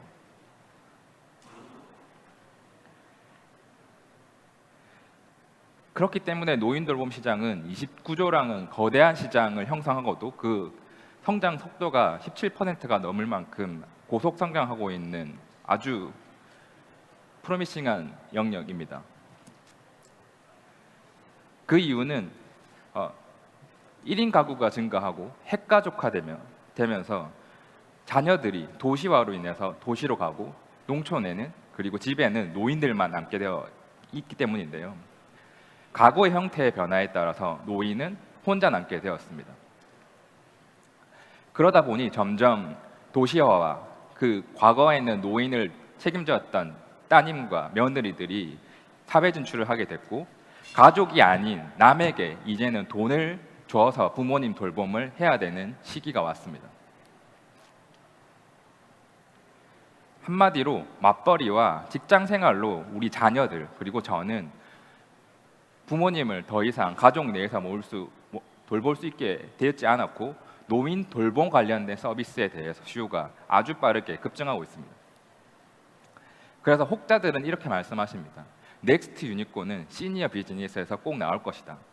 그렇기 때문에 가장 기대와 관심이 많은 시장인데요. 하지만 저희는 좀 다르게 보고 있습니다. 방 안의 코끼리라고 하는 말이 있습니다. 문제가 워낙 크고 무거워서 덮어두고 꺼리는 상황을 말하는데요. 시니어 시장의 기회가 굉장히 많은 만큼 노인 돌봄의 문제도 굉장히 크게 자리 잡고 있습니다. 그 노인 돌봄의 첫 번째 문제는 정부의 재정 한계로 인해서 노인 돌봄을 정부가 전체를 커버할 수 없기 때문에 돌봄의 사각지대가 발생한다는 겁니다. 저희가 내는 4대 보험, 거기에서의 의료보험을 재원으로 해서 저희는 노인 장기요양보험이라고 한 사회보험 운영에서 노인 돌봄을 책임지고 있습니다. 그렇기 때문에 우리가 아는 요양원, 요양시설에 부모님을 보내서 돌봄을 국가가 일부 책임지게 하는 제도인데요. 65세 이상의 노인들에게 거동이 불편하고 노인성 질환이 인해서 6개월 이상 돌봄이 필요하다고 판정이 되면 그들에게 식사와 주거, 돌봄 서비스를 제공하는 서비스입니다. 하지만 이런 서비스들이 재원의 한계로 인해서 노인 인구 중에 단 9%만 이용할 수 있게 되고 그 이상을 넘어서는 노인 인구의 증가로 인해서 돌봄의 사각지대가 매해 빠르게 성장하고 있습니다. 즉 10명 중에 9분의 노인은 돌봄을 받지 못하고 있습니다. 두 번째 노인 돌봄의 문제는 정보 부족과 낮은 디지털화로 인해서 돌봄의 탐색 비용과 그들을 찾는 허들이 굉장히 높다는 것입니다. O2O라고 하는 오프라인을 온라인으로 하는 그런 비즈니스들에 대해서 매출을 봤을 때 의료 및 보건 서비스 그 중에서도 간병 요양 영역은 디지털화가 거의 전무하다고 보시면 될 것 같고 그렇기 때문에 정보의 불균형이 아주 크게 높은 거래 비용이 발생하는 시장입니다. 그렇기 때문에 부모님이 다치시거나 힘드실 때 우리는 매번 돌봄이 간병인 요양보호사라고 하는 사람들을 굉장히 힘들게 찾아야 되고 그들이 어떤 상태인지 어떤 서비스를 제공할 수 있는지 어떤 커리어인지 전혀 알 수 없었습니다.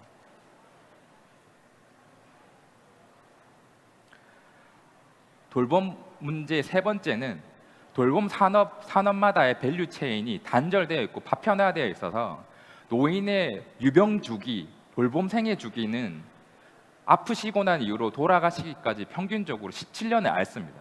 그 중에서 코어하게 돌봄이 필요한 시기는 10년인데 그 10년 동안 우리 부모님은 병원에서 집에서 시설을 매번 왔다 갔다 하시는데 이러한 부분들에서 데이터나 정보나 고객의 탐색 비용은 계속 발생할 수밖에 없는 상황입니다.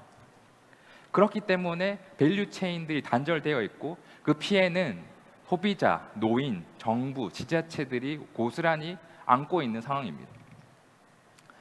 그러한 문제를 해결하기 위해 저희는 노인 돌봄 서비스 통합 중개 플랫폼 케어닥을 만들게 되었습니다. 저희는 이러한 부분들을 하나의 회사가 여러 밸류 체인들을 하나로 통합하고 그 과정을 디지털화해야 된다라고 보았고요. 그래서 가장 먼저 전국에 있는 노인 요양시설이라고 하는 요양원과 방문요양센터, 요양병원에 대한 정보를 모았습니다. 그 이후에 요양시설을 이용할 수 없는 90%의 노인들이 필요한 서비스인 민간 서비스를 찾는 영역들을 지정해서 들어갔고 보조금을 받지 못하는 노인들도 케어닥에서 돌봄을 받을 수 있게끔 하고 그리고 병원과 집에서 케어닥이라고 하는 동일한 브랜드와 동일한 서비스를 받게끔 해서 밸류 체인을 연결하고 꼭 아프신 노인뿐만 아니라 돌봄이 필요하거나 그 시니어의 밸류 체인에 연계된 걷고 움직이고 이동하고 복약하고 건강 관리하는 그런 부분들까지 즉 중증의 노인부터 경증의 노인까지 재활, 운동, 간병이라는 영역들을 케어닥에서 한 번에 제공할 수 있는 인프라를 깔았습니다. 그 결과 저희는 노인이 돌봄이 필요한 10년의 전생애 주기에 필요한 케어 인프라를 구축하여서 케어닥이라는 브랜드로 케어 인프라를 노인 관련된 케어 인프라를 통합하고 연결했습니다. 그것을 하기 위해서 가장 첫 번째 전략은 노인 돌봄에 가장 먼저 일어나고 그 거점이 되는 병원 영역을 가장 빠르게 선점을 하였고 현재는 저희가 이 병원 간병 영역을 20년 1월에 진출했는데 현재까지는 183개의 병원, 즉 수도권 기준으로 5개의 노인 관련된 병원 중 하나는 케어닥 서비스를 이용할 수 있는 한국에서 가장 큰 케어 인프라를 가진 회사로 성장을 했습니다. 그 이유는 병원에서 케어를 받은 노인들을 집으로 퇴원을 하시게 되는데 그때 정부의 보조금을 받는 노인이 있고 받지 못하는 노인이 있습니다.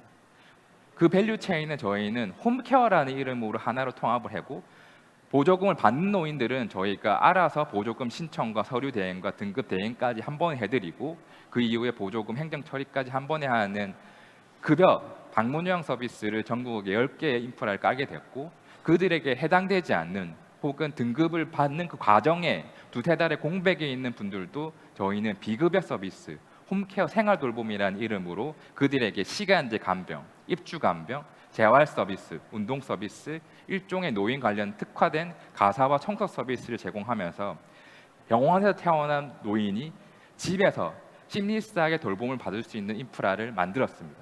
그 이후에 저희는 병원, 집 이후에 더 만성적인 노인들에게 생애주기 필수적으로 가는 시설까지 또 현재는 여러 건설, 자산운용 시행사들과 진출하는 영역을 준비하고 있습니다. 그래서 저희는 부모님 과연 어떻게 돌봐야 될까에 대한 문제를 여기 계신 모두가 고민하실 텐데요. 그래서 어떤 컨디션의 노인이든 어떤 장소에서 돌봄이 필요하든 어떤 서비스를 해야 되는지 모르는 자녀들에게 케어닥에서 원스톱으로 제공할 수 있는 케어 서비스를 구축하고 있습니다. 그 결과 저희는 20년 1쿼터에 프리 시리즈 A를 투자를 받으면서 케어 서비스 회사로 본격적으로 성장을 하게 됐고 현재까지도 빠르게 성장해서 현재는 이 순간 저희는 10,000명이 넘는 환자들을 케어하고 있는 대한민국 1등 케어 회사로 성장하게 됐고 케어기버스 그 뒷단에 실질적으로 케어닥에서 케어닥이라는 브랜드를 달고 일하시고 있는 간병인 요양보호사라고 하는 케어기버들이 3,000명을 넘었습니다. 그렇게 되면 저희는 그분들에게 매월 50억이 넘는 급여액을 정산해 드리고 있고요. 그 덕분에 저희는 매출액 성장을 빠르게 성장하고 있습니다. 그 결과 저희는 거래, 케어 환자 수, 케어기버 수라고 하는 이 케어판에서의 주요한 지표들에서 압도적인 1위로 성장을 하였고요. 그것을 바탕으로 저희는 케어 영역을 필두로 한 시니어의 라이프 영역으로 나가는 게 목표입니다. 한 가지 재미있는 것은 시니어 케어라고 하는 영역들의 특징인데요. 시니어 케어는 사실 노인의 과거에는 병수발을 들은 행위였습니다. 근데 다르게 하면 노인의 식사를 책임지는 것인 거고 이동을 책임지는 것, 복약 관리, 정서 관리, 질환, 외출 보도, 세신, 가사, 즉 집안에 있는 모든 것을 자녀를 대신해서 하는 행위입니다. 그렇기 때문에 저희는 누구보다 자녀보다 가까이 노인의 지갑과 노인의 시간과 노인의 일상에 가까이 있기 때문에 필요한 식품, 건기식, 용품, 기저귀, 주거, 새로운 실버타운 관련된 금융 서비스까지도 케어닥과 같이 새로운 영역으로 진출한 파트너들이 이런 영역에 확장을 현재도 하고 있고요. 실제로는 저희가 보험사들과 새로운 보험 상품을 만들고 있고 여러 헬스케어들, 식품 회사들과 이런 영역의 진출을 만들고 있습니다. 또한 아주 눈이 높다고 하는 실버타운에 있는 고객들도 현재 케어닥의 서비스를 쓰고 계시고 이제 STS라고 하는 시행사들과 새로운 타입의 실버타운을 짓는 그런 영역도 준비하고 있습니다.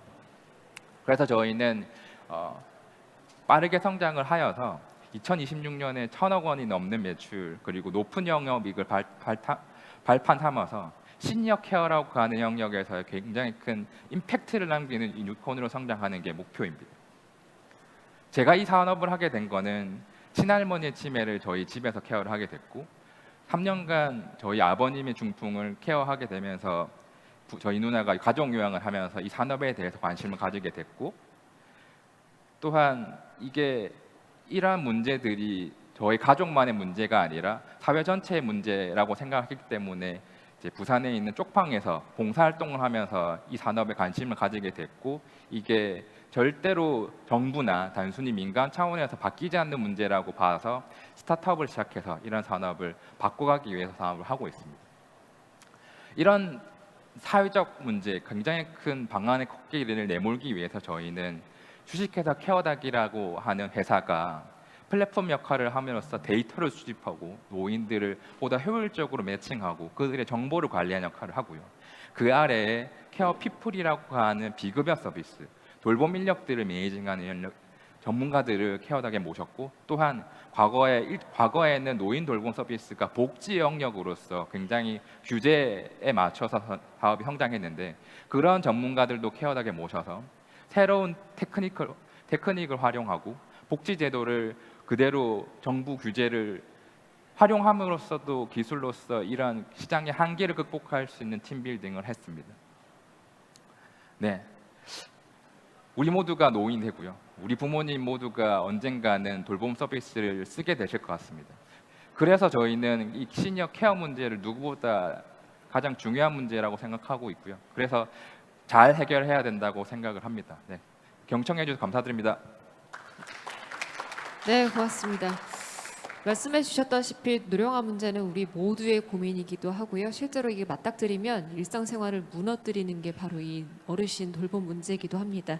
관련해서 사업을 좀 진행을 하고 계시는데 어떤 멘토링이 나올지 궁금해지네요. 먼저 마이크를 들어주실 분 누구실까요? 네, 원정훈 파트너님. 네. 네, 발표 잘 들었습니다. 저도 개인적으로 굉장히 관심이 많은 분야라서 주의 깊게 들었는데 사실 이 시니어 케어 시장이 뭐 큰 시장이고 성장하는 시장이라는 건 저희가 다 알고 있고 예전부터도 이슈가 많이 제기되어 왔지만 아직까지도 저는 혁신은 좀 더디다라고 생각이 되는데 제 개인적으로는 사실 이게 뭐 IT의 발전도 물론 중요하지만 결국에는 사람이 관여할 수밖에 없는 문제인데 저희가 말하는 그 간병인 내지는 그 요양보호사 분들의 그런 처우라던가 이런 것들이 굉장히 좀 직업 만족도가 낮다는 게 저는 꽤 큰 이슈라고 생각이 되어 왔었습니다. 그래서 꽤 이직률도 높으시다고 알고 있고요. 그래서 혹시 케어닥에서는 이러한 그런 간병인 내지는 그 요양보호사분들의 그런 만족도 내지는 뭔가 이직률을 좀 낮추기 위한 방법을 좀 강구하시고 계신 게 있을까요? 네, 굉장히 복합적인 문제라고 생각을 하고요. 이게 제가 첫 번째로 봤던 문제 해결 포인트는 이게 악순환의 고리를 가져간다였습니다. 그들이 어떤 교육 역량이나 처우가 안 좋기 때문에 로우 퀄리티 서비스를 할 수밖에 없는 여건이었고 보호자 입장에서는 로우 퀄리티의 서비스를 받았으니 계속 저급여를 주려고 하는 니즈가 있었습니다. 그러다 보니 이게 계속 악순환으로 들어가는 연결고리였는데 케어닥이 20년 초에 처음으로 했던 것은 교육받고 검증받은 케어기버를 양성하는 것이었습니다. 그분들에게 케어닥이 이러한 케어 프로그램을 만들었는데 이런 것들을 수료하시면 저희가 고객을 설득해서 20-30으로 높은 급여를 드리겠습니다. 대신에 우리가 요구하는 서비스 표준화와 교육 프로그램을 현장에서 들으시고 그걸 이수하세요 라고 해서 조금 그들에게 교육을 받았더니 고급여를 받을 수 있고 고객한테도 높은 서비스를 줬으니 더 나은 서비스를 받으시고 하는 선순환의 고리를 만들게 되었고요. 그러면서 그분들에게 과거에는 일종의 파출부 혹은 이제 간병하시는 분 혹은 이제 뭐 식모 같은 역할을 하는 분에서 저희는 그분들에게 케어 코디라고 하는 새로운 일자리 이분은 여러분들은 간병사 요양보호사 아니고요. 케어 코디라고 하는 시니어의 라이프 스타일을 케어하는 케어 코디네이터 역할을 해주세요. 그래서 교육을 많이 받으셔야 되고 그렇기 때문에 과거에 했던 온 가족의 빨래, 온 가족이 먹는 김치, 밭에 나가서 농사하는 이런 건 하지 마시고 교육 전문, 돌봄 전문가로서의 포지션을 계속 가져주세요라고 말씀을 드리고 있고 소비자한테도 이분들 그런 분 아니에요. 케어닥에서 오셨을 때 찾으시는 이유는 이런 분들이 아니라 더 나은 돌봄을 찾기 위해서 오셨던 거라 생각하기 때문에 이러한 서비스들은 하지 않으시면 좋겠습니다라고 양쪽을 좀 주어율하는 입장을 가지고 있습니다. 그래서 이 산업이 가지고 있는 조금 악순환의 고리를 케어닥이 가장 먼저 좀 꺼내내고자 하는 기업으로 좀 기억해 주시면 좋을 것 같습니다. 네, 저도 발표 잘 들었습니다. 일단 시장에서 꼭 필요한 서비스들 잘 만드시고 또 잘 선점하신 것 같고요. 그래서 나도 언젠가 쓸 기회가 오지 않았으면 좋겠지만 또 그런 기회가 있다라고 하면 꼭 써봐야 되겠다 이런 생각했습니다. 저희가 이런 O2O 서비스 플랫폼들이 어려운 점은 사실은 초기 특히나 이렇게 단순 중개가 아니고 뭔가 중간에 플랫폼이 교육이라든지 그런 서비스 퀄리티를 위해서 뭔가 역할이 있는 경우에 초기 작은 규모에서는 그 퀄리티가 잘 유지가 되는데 이게 양쪽의 플랫폼의 양쪽 사이드가 커지면서 그 퀄리티 유지 되게 어려운 경우들이 많지 않습니까? 그리고 특히나 저희 서비스 같은 경우에는 서비스를 받는 분과 구매자가 다른 거죠. 그래서 이 돌봄을 케어 기버들이 뭐 페이어들이 돈을 내겠지만 사실상 받으시는 분들은 어찌 보면 뭐 치매 같으신 분들은 말도 제대로 못 하실 거고 그래서 그런 퀄리티들을 그 돌봄의 퀄리티들을 계속 잘 유지하는 것, 사이즈가 커져도, 그리고 정말 이분들이 제대로 된 퀄리티로 하고 계시는지를 또 일부 뭐 모니터링하는 그런 것도 되게 중요할 것 같아요. 그래서 이런 점들에 대해서는 어떻게 준비하고 계시고 갖고 계신지 궁금합니다. 저희가 현재 가지고 있는 문제를 정확하게 조금 짚어주신 것 같습니다. 지금은 저희가 일종의 인더스트리에서의 초기 어떤 플리핑을 하고 있는 과정에서 하이 퀄리티의 케어기버로서 시장을 조금 계속해서 혁신을 해오고 있는 단계이나 스케일업에 대한 부분들을 가져가면서 계속 인적 코스트가 조금 많이 드는구나라고 느끼고 있는 과정이고요. 그 과정에서 저희가 놓치지 않아야 되는 부분들, 그러니까 플랫폼과 혹은 이제 휴먼 터치라는 케어를 동시에 계속 진행을 하고 있는데, 아무래도 저희가 조금 느꼈던 부분들은 이게 조금은 후진적이어 보이고 혹은 언스케일러블해 보이는 부분인 휴먼 터치가 들어가는 영역, 그것을 케어 코디와 케어 서비스의 퀄리티를 관리하기 위해서 오히려 저희가 케어 컨설턴트라고 하는 사회복지사 간호사들이 개입하는 영역으로 들어갔을 때 역설적이게도 오히려 이 오프라인 영역, 휴먼 터치가 들어가는 영역의 성장 속도가 더 빠르다고 하는 부분들을 봤고요.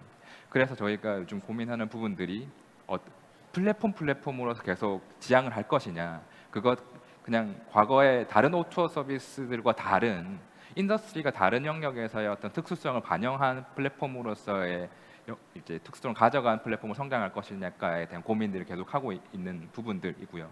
그 과정에 저희는 이제 100% 온라인 프로세스와 중간중간 휴먼 터치가 들어가는 영역들을 들어가면서 이제 그들의 퀄리티를 관리하기 위해서 현장 방문을 하거나 그들의 이야기를 조금 더 많이 듣는 이제 콜 서비스를 하고 있는데, 그러니까 말씀하셨던 그런 부분들에서 고객들의 만족도는 이제 후자가 좀 더 훨씬 높습니다.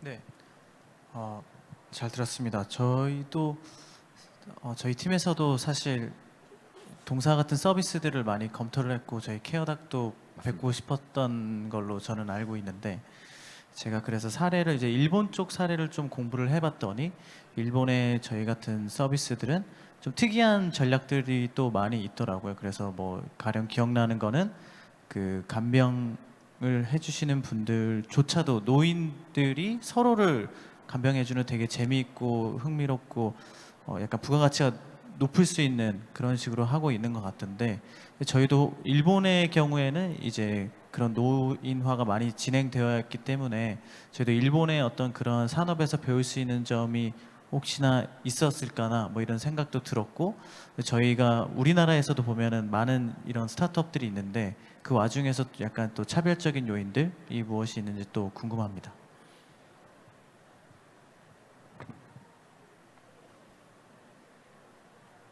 장표를 조금 보면서 설명을 드리겠습니다.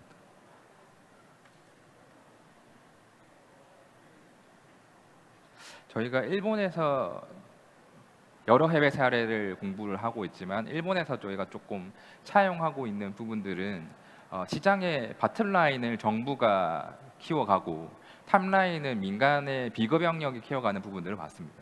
근데 그거를 좀 순서로 봤을 때 단순히 급여라고 하는 정부 서비스와 비급여라고 민간 서비스가 따로 성장하는 부분들로 이렇게 스냅샷으로 보면 그렇게 보이는데, 이게 노인 한 명의 생애 주기를 봤을 때는 저희가 설명드렸던 병원에서 집에서 그리고 급여와 비급여를 왔다 갔다 하는 순환하는 돌봄 형태를 일본의 산업들이 가져가는 것을 보았고, 그렇게 가져가는 이유가 고객의 생애 주기인 LTV를 하나의 업체가 굉장히 길게 가져가는 로직을 추구하는 것, 그리고 그게 노인의 그리고 엔드 유저와 페이먼트 유저인 자녀들의 편익이 극대화되는 부분들이더라라고 하는 부분들 하나가 있고요. 또 하나 더는 이제 일본 사례들을 봤을 때는 급여만으로 절대 한계가 있다. 지금은 저희 한국 정부가 10조 정도의 예산을 매해 증액을 하고 있고 그 10% 넘는 매 성장률을 기록하고 있거든요. 그런데 지금 굉장히 중요한 문제는 한국이 아직 노령화가 초고령화 넘어가지 않았습니다. 이제 뉴스에서 뭐 출생률이 줄어들었고 노인 문제가 있을 거다라고 하는 경고하는 단계인데요. 그게 일본의 사례처럼 갔을 때는 50조가 아니라 100조까지 정부가 예산을 썼는데도 돌봄의 커버리지가 낮을 수밖에 없습니다. 그 부분들로 봤을 때 일본이 그래서 비급여 영역을 키우려고 노력을 많이 했고요. 그런 부분들에서 지금 이제 보험사들과의 협업을 통해서 그 부분이 정부의 역할이 아닌 돌봄 공백을 민간과 기업에서 채워가야 되는구나. 그 부분을 미리 가져가야 국가의 문제와 소비자의 편익도 돌봄 공백을 막을 수 있구나 하는 부분들을 조금 배웠고, 그 부분들을 케어닥이 좀 가져가려고 하는 부분들이 단순히 이제 여러 업체들이 있지만 여러 업체들은 이제 정부의 바람만을 타서 성장하는 내용을 추구하고 계신데, 저희는 그렇게 갔을 때는 조금 더 이제 기업이 단순해 보이고 심플해서 모양새가 있어 보이기는 하겠지만 실질적인 돌봄 문제를 제대로 돌파한다고는 보고 있지 않습니다. 그래서 저희가 보고 있는 부분들은 급여와 비급여의 통합과 각각의 장단점을 융합한 서비스가 이제 한국에 절실히 필요하다고 본 것이고, 그 부분들 케어닥이 가장 앞장서야 된다고 봤었습니다. 네, 알겠습니다. 자, 우리 모두의 고민을 좀 해결하라고 이렇게 좀 많은 노력을 기울이고 계시는 우리 케어닥의 박재병 대표이사님의 발표까지 들으셨습니다. 수고 많으셨습니다. 네. 자, 저희가 행사를 좀 시작한 지 1시간 반가량이 지났는데요. 많은 분들께서 이 자리에 계속해서 자리를 좀 지켜주고 계십니다. 마지막 분을 모시기 전에 잠시 여러분 스트레칭 좀 하고 갈까요? 잠시 허리도 좀 펴주시고요. 네, 고개도 좀 이렇게 좀 까딱까딱 해주시고, 우리 세 분께서는 물 한잔 하시면서 잠시 목 좀 숙여주시면 감사할 것 같아요. 네. 네, 우리 많은 우리 또 스타트업에 관심을 갖고 또 응원을 해주시기 위해서 많은 분들이 자리를 해주셨고, 오늘 이 자리를 또 응원해 주셔서 제가 대표로서 또 감사의 말씀을 드리겠습니다. 자, 그럼 이제 좀 분위기 전환 좀 해봤으니까 이제 마지막 분을 모셔보도록 할게요. 자, 큰 박수로 환영해 주시기 바랍니다. BTE의 심규정 대표님을 모시겠습니다. 큰 박수로 환영해 주십시오.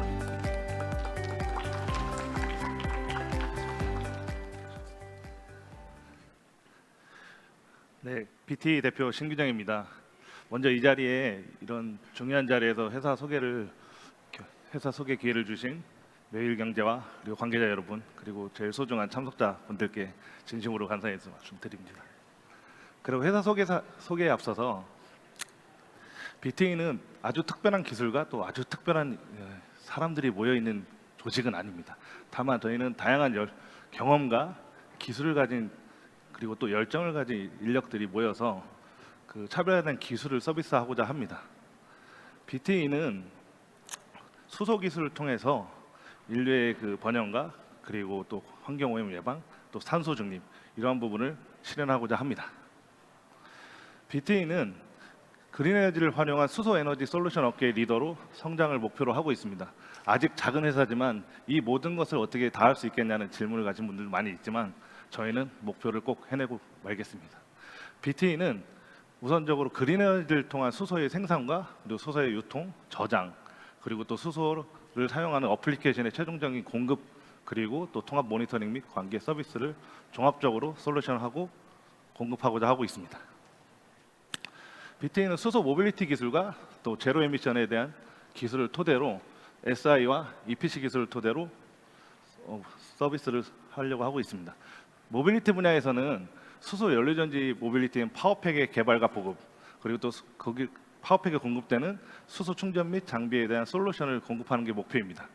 또 제로 에미션 분야에서는 파워 투 가스를 통한 수소의 생산과 그린 에너지의 수소 생산과 그리고 EPC 사업을 영위하고자 하고 있습니다. BT의 비즈니스 모델입니다. BT는 지금 현재로서는 수소 충전 및 공급 사업에 주력하고 있지만 수소 그린 에너지를 활용한 파워 투 가스의 사업부터 시작부터 고압 수소의 충전 및 공급, 그리고 적절한 다양한 모빌리티의 연료전지에 적정한 수준의 인증과 기준을 토대로 수소를 공급하는 다양한 밸류체인 원스톱 솔루션을 제공하는 것이 목표입니다. 저보다도 앞에 계신 분들이 많이 알고 계실 수도 있겠지만 수소 에너지 시장은 지속적으로 성장을 예측하고 최근에서는 급격하게 그래프에 보시는 것처럼 올라가고 있습니다. 또 글로벌 수소 충전 시장은 여기 계신 분들은 아직 그 수소 지게차라든지 수소 자동차를 경험해 보시지 않은 분이 많겠지만 현재 산업계에서는 이렇게 급격하게 보급이 확대되면서 사용하고 있습니다. 미국의 월마트나 아니면 코스트코 같은 대형 물류센터에서는 수소 지게차를 벌써 3만 대 이상 사용하면서 점차 확대되고 있습니다. 저희는 이런 수소 지게차라든지 아니면 두산 모빌리티 이노베이션을 하고 있는 수소 드론 아니면 수소 UGV 등의 수소 충전 장비를 공급하는 것이 1차 목표입니다. 다양한 글로벌 리서치 기관에서도 수소 연료전지 시장의 전망에 대해서는 보시는 바와 같처럼 전망 있게 보고 있습니다. 저희는 이러한 규제 변화 그리고 세계 친환경 정책 그리고 소비자의 또 친환경 의식 이 부분이 결합하여 다양한 규제 및 개발 부분 분야에서 고부가가치 산업으로 수소 기술과 제품이 성장할 것으로 예상을 하고 있습니다. 그래서 그를 통해서 다양한 수소 연료전지 어플리케이션의 제품이 출시될 것이고 저희는 그러한 제품들의 수소 생산 및 공급 그리고 충전 인프라를 수요가 늘어날 것을 예상하고 저희가 제품과 기술을 공급하려고 하고 있습니다. 수소 충전 및 인프라 시장에서의 현재 제일 먼저 우선적으로 나가고 있는 수소 충전소는 저희가 생각할 때 이러한 이슈를 좀 갖고 있습니다. 좌측에서 보시는 것처럼 수소차 충전소를 구축하는 데 비용이 대략적으로 20억에서 30억 정도 비용이 소요되고 있습니다. 또 연간 운영비는 2억 이상 발생합니다. 또 여기에는 부지 매입비가 빠져 있는데요. 부지 매입비를 이제 포함하게 되면 150억 해서 200억 정도의 비용이 필요합니다. 또한 수소차 충전소는 말 그대로 수소차만 전용으로 충전할 수 있습니다. 현행법상. 근데 저희는 두산 모빌리티 이노베이션 전개하고 있는 수소 드론이라든지 아니면 수소 지게차, 수소 UGV 같은 다양한 어플리케이션도 분명히 수소 충전 및 솔루션을 원하고 있을 거라고 예상을 합니다. 물론 그렇게 진행되고 있고요. 저희는 그러한 장비들에도 이런 수소의 충전 및 솔루션을 제공할 수 있는 기술과 제품을 공급하려고 하고 있습니다. BTE의 수소 충전 장비 BHR ST350인데요. BTE는 수소차 충전소를 작게 압축해 놓은 장비라고 생각하시면 됩니다. 시스템을 컨트롤하는 컨트롤 시스템, 그리고 사용자가 사용을 쉽게 도와주는 GUI 및 모니터, 그리고 냉각 장치, 그리고 필요시에는 수전의 장비를 탑재할 수도 있고요. 그다음에 수소 충전을 다양하게 할 수 있도록 도와주는 차징건, 차징 포트, 그리고 차징 부스들, 그리고 내부에 존재하는 고압의 가스를 압축하고 저장할 수 있는 부스터라든지 버퍼 탱크가 하나의 제품 안에 들어가 있습니다. 또 저희는 이러한 제품을 응용하면 현재 쓰고 있는 수소차 디스펜서로도 응용 개발 제품 공급이 가능합니다. 실제로 지금 최근에 안성맞춤 휴게소에 수소 충전소의 2기를 저희가 최근에 납품하였습니다. 또 하나의 사업화 전략은 BTE는 수소 아까 파워투가스 사업에도 집중을 하겠다고 말씀을 드렸는데요. 파워투가스를 이용한 그린에너지 수소 생산은 자측과 같은 이런 이슈가 있고요. 저희는 이러한 이슈 해결을 위해서 이런 EPC 타입의 건설 형태, 인프라 구축의 형태가 아닌 저런 컨테이너 같은 아니면 스키드 마운트 타입의 일체화된 제품 형태의 파워투가스 솔루션을 제공하려고 하고 있습니다. 저희가 생각하는 파워투가스 제품의 형태의 기술인데요. 그린에너지 통해서 풍력 발전지 아니면은 태양광 발전에서 나오고 있는 전기를 저희가 제공하는 이런 스키드 마운트나 아니면 컨테이너 타입의 파워투가스 설비에 넣으면 설비 안에는 이렇게 내부에 모든 종류의 기술과 제품이 탑재되어 있어서 올인원으로 별도의 건설을 하지 않고 단순 설치만으로 수소를 생산하고 충전할 수 있는 솔루션을 제공하려고 하고 있습니다.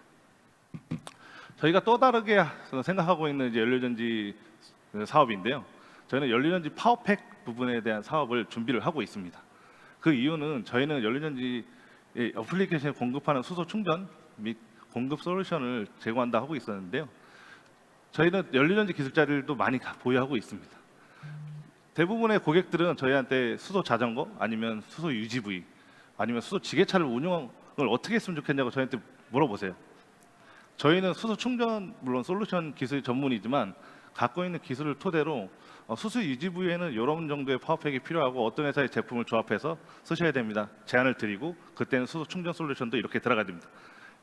결국은 다양한 그 기술과 제품 그리고 네트워크를 활용하지 않으면 수소 충전 솔루션도 무의미해질 수 있기 때문에 또 연료전지에도 그 고객들이 자전거 회사, 바이크 회사 아니면 로봇 회사들이 요구할 때 연료전지에 저희가 스택을 개발하는 건 아니지만 적합한 파워팩을 공급해주고 충전 솔루션도 제공하기 위해서 연료전지 사업도 하고 있습니다. 이렇게 이제 연료전지 사업은 되는데요. 연료전지는 메인인 핵심 스택이라는 기술이 있습니다. 스택 기술은 저희가 하지 않지만 다양한 스택, 뭐 발라드라든지 아니면 두산, 뭐 스타트업 제품들도 있고요. 아이 같은 그런 스택들을 저희가 SI 기술을 통해 최적화시켜서 파워팩을 개발하고 저는 수소 바이크라든지 수소 UGV 아니면 수소 드론, 수소 지게차에 연료전지 파워팩과 수소 충전 솔루션을 공급하는 것이 목표입니다. BT는 2020년 11월에 이제 시작되었습니다. 이제 아직 2년이 되지 않은 기업인데요. 현재 14명의 인원으로 구성되어 있고 4가지의 사업부가 존재합니다.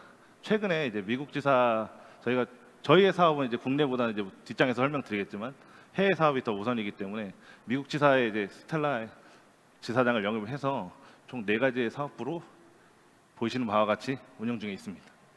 저는 처음에는 가정용 연료전지 발전기 개발 엔지니어로 시작을 해서 최종적으로는 두산에서 수소 드론 연료전지 개발 팀장으로 마지막 직장 생활을 마감하고 BT를 설립하였습니다.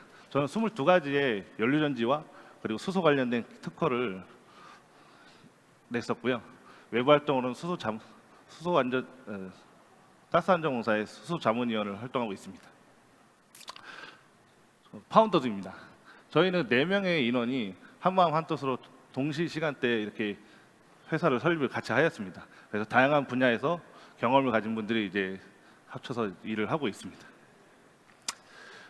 마일스톤입니다. 저희는 올해까지는 회사의 설립기로 보고 있습니다. 그리고 2025년, 2027년, 그리고 2024년에는 저희가 이제 본격적인 양산이 시작되는 시기로 보고 있으며 성장기 때는 매출 2천억 원 이상을 목표로 다양한 상업을 영위하려고 하고 있습니다. 다시 한번 말씀드리면 그린 에너지를 이용한 수소 생산 그리고 수소차 충전소든 아니면 수소 드론, 수소 자전거든 이런 부분에 대한 수소 솔루션 공급 또 어플리케이션 단까지 넘어가서 최종 단에 있는 수소가 공급될 수 있는 방법을 제안드리고 파워팩 같은 사업을 통합 솔루션을 제공하는 것이 목표입니다. 저희는 아까도 말씀드렸지만 국내 시장보다는 해외 시장 우선적으로 좀 보고 있고요. 그 이유는 저 위에도 써져 있습니다. 한국 시장은 포지티브 규제로 인한 할 수 있는 인증이 있는 또는 규제가 있는 제품을 출시할 수 있습니다. 저희 같은 제품은 인증과 규제를 풀려고 하면 3년 이상의 시간이 필요하기 때문에 더 빠르게 진출할 수 있는 북미 시장 그리고 유럽 시장, 아시아 시장 순으로 생각을 하고 있습니다. 그를 위해서 지금 제품도 CE 인증 이제 진행 중에 있고요. 매출 계획인데요. 저희는 2024년이 본격적인 이제 양산이 시작되는 해로 보고 있습니다. 이를 위해서는 저희가 양산을 하기 전 단계에서 대규모 투자를 좀 받아야 되는 이슈가 남아 있긴 하지만 현재 지금 목표로 하고 있는 부분을 잘 따라간다면 가능하다고 보고 있습니다. 그래서 수소 충전 장비, 수소 에너지 솔루션, 그리고 수소 연료전지의 다양한 분야를 종합적으로 기술화하고 제품화하여서 보시는 바와 같은 매출을 일으키려고 하고 있습니다. 매출 계획 상세는 사실은 제가 이 자료에 좀 발표에 적합하진 않은 것 같아서 좀 넘어가도록 하겠습니다. 실제로 저희는 회사 창업 시기부터 바로 매출이 일어나서 수소 충전 장비 아니면 수소 연료전지 분야, 솔루션 분야에서 그리고 기타 부분에서 다양하게 지금 매출이 일어나고 있습니다. 물론 비록 큰 금액은 아니지만 초창기 회사가 겪었던 그런 이슈들이 좀 있었습니다. 예를 들면 어떻게 저렇게 다양한 사업을 동시에 진행할 수 있으냐에 대한 질문을 이제 많이 겪었는데요. 그런 부분은 저희가 이 매출을 통해서 직접적으로 저희는 진짜 다 하고 있고 실현 가능성이 있다고 얘기하고 있습니다. 이상입니다. 네, 수소 에너지와 관련해서 다양한 분야를 공략하고 있는 BTE였는데요. 자, 한 말씀씩 좀 전해 듣도록 하겠습니다. 먼저 마이크를 누가 들어주실까요? 네, 상무님. 네. 네, 사실 제가 잘 알고 있는 분야랑은 조금 거리가 있습니다만, 네, 기후 변화도 있고 사실 이런 새로운 에너지, 신재생 에너지들과 대체 에너지 되게 중요한 것 같아요. 그리고 수소는 중요한 새로운 에너지원이 될 수 있다라고 보는 것 같고, 근데 지금 사실은 많은 얘기들이 나오지만 이게 정말 양산해서 정말 상용화가 돼서 저희가 길거리에서 쉽게 수소 충전소를 볼 수 있다라든지 뭐 이런 것들은 좀 시간이 걸릴 것 같아요. 근데 그런 미래를 만들어가는 중요한 역할을 하고 계시는 그런 회사로서 사실 보면 좀 생각보다 지난한 그런 시간들을 보내셔야 될 가능성도 있을 수가 있죠. 이거는 시장이 정말 우리 생각처럼 바로 열려줄 거냐 하는 측면 하나하고, 그리고 우리가 만드는 기술이 진짜 그러면 양산화까지 가는 게 우리 생각대로 될 거냐, 이 두 가지를 해결하셔야 되는데, 그래서 상당히 좀 한정된 리소스를 가지고 이걸 어떻게 잘 쓸 건지에 대한 고민들을 당연히 하셨고 잘 하셨으리라고 생각합니다. 그래서 저는 두 가지 관점에서 좀 생각을 해볼 수 있지 않을까, 그 생각을 당연히 하셨을 것 같고요. 그래서 좀 질문을 드려보고 싶은데, 첫 번째는 지금 말씀하신 것처럼 이 파워투게스부터 시작해서 그 충전소 그리고 연료전지까지 어찌 보면 코어 기술들이 일부 겹칠 수는 있지만 다른 시장의 다른 목적의 그런 제품들이지 않습니까? 그래서 이것들을 다 같이 가져가는 이게 군 전략이 맞는지, 아니면 여기서 뭘 하나 되게 깊게 뽀개서 빨리 그걸 가는 게 맞는지에 대한 그 둘 중에 어디를 택해야 되는지에 대한 것들을 고민하셔서 왜 그런 답을 도출하셨는지 궁금하고요. 두 번째는 이게 저희가 스타트업으로서 혼자, 특히나 이런 것들은 전체 에코시스템 안에서의 저희가 일부 역할이 있는 건데, 단독으로 가는 것들도 있겠지만 어찌 보면 크게 좀 배후에 있는 큰 기업들과 좀 세게 붙어서 우리는 우리 역할을 하고 그 회사는 그 회사가 할 일을 하고 하는 방식으로 풀어갈 수도 있을 것 같아요.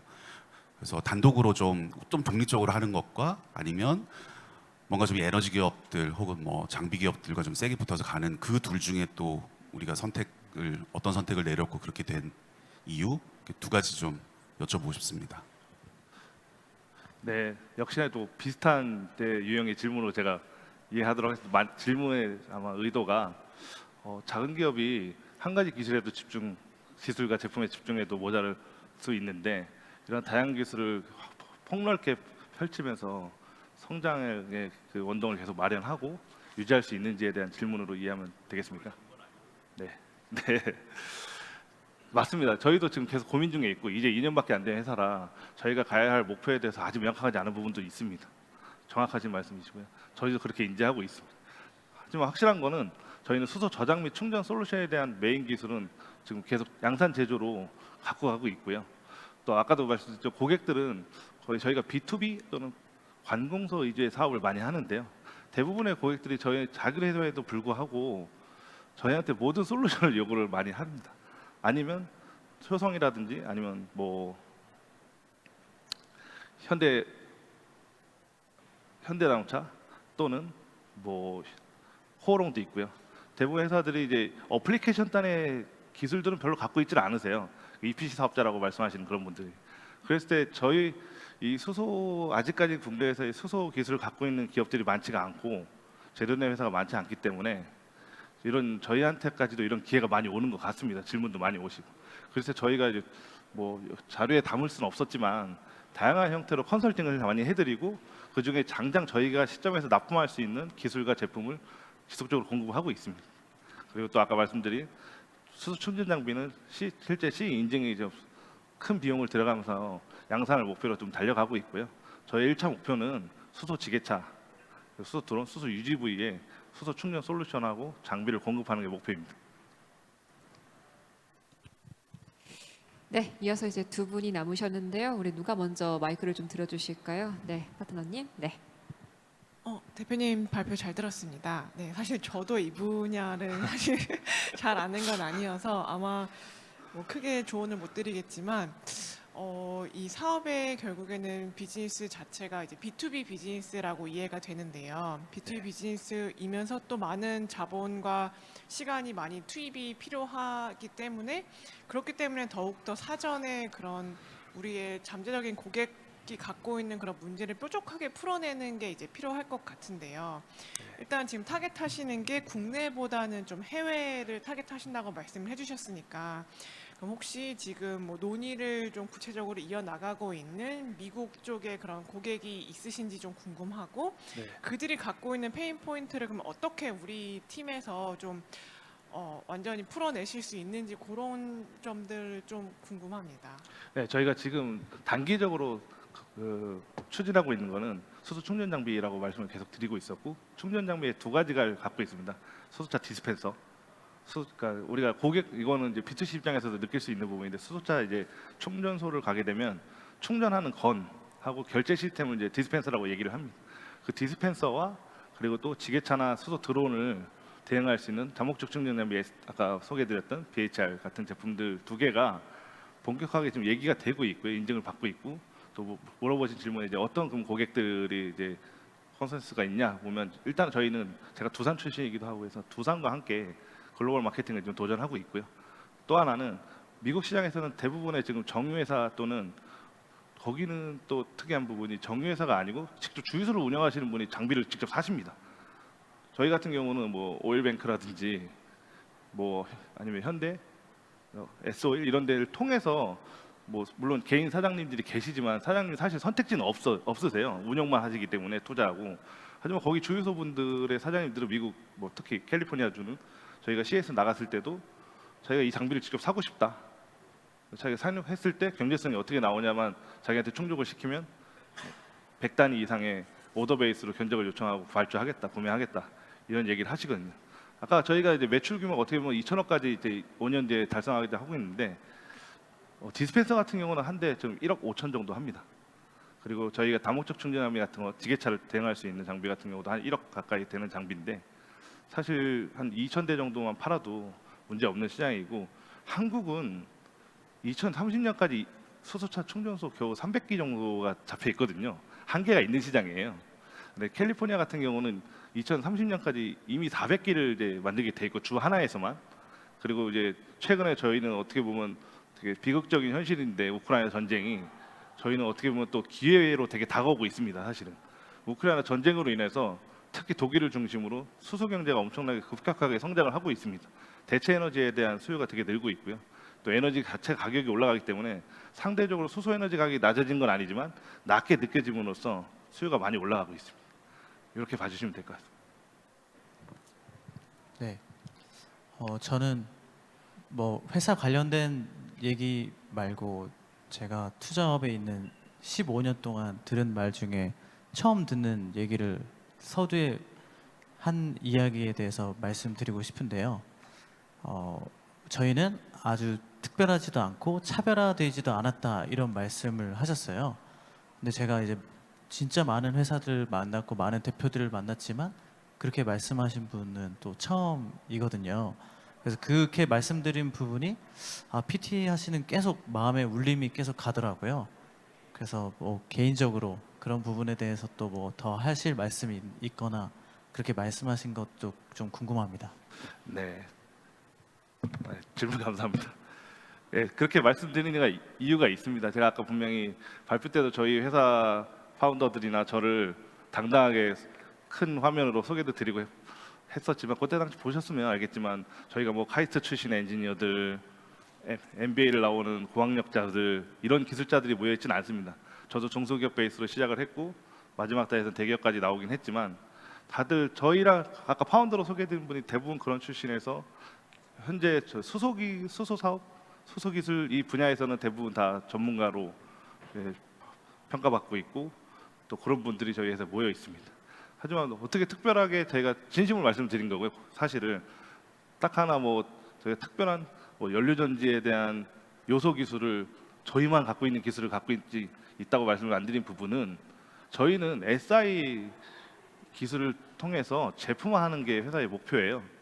어떤 부품을 아니면 어떤 기술을 중점적으로 개발해서 이게 세계 최고의 기술이 될 거다. 10년 뒤에 이게 완성이 되면 이 기술로 크게 회사가 성장할 수 있고 큰 가치를 창출하고 큰 돈을 벌 수 있습니다. 이런 말씀을 드리진 않습니다.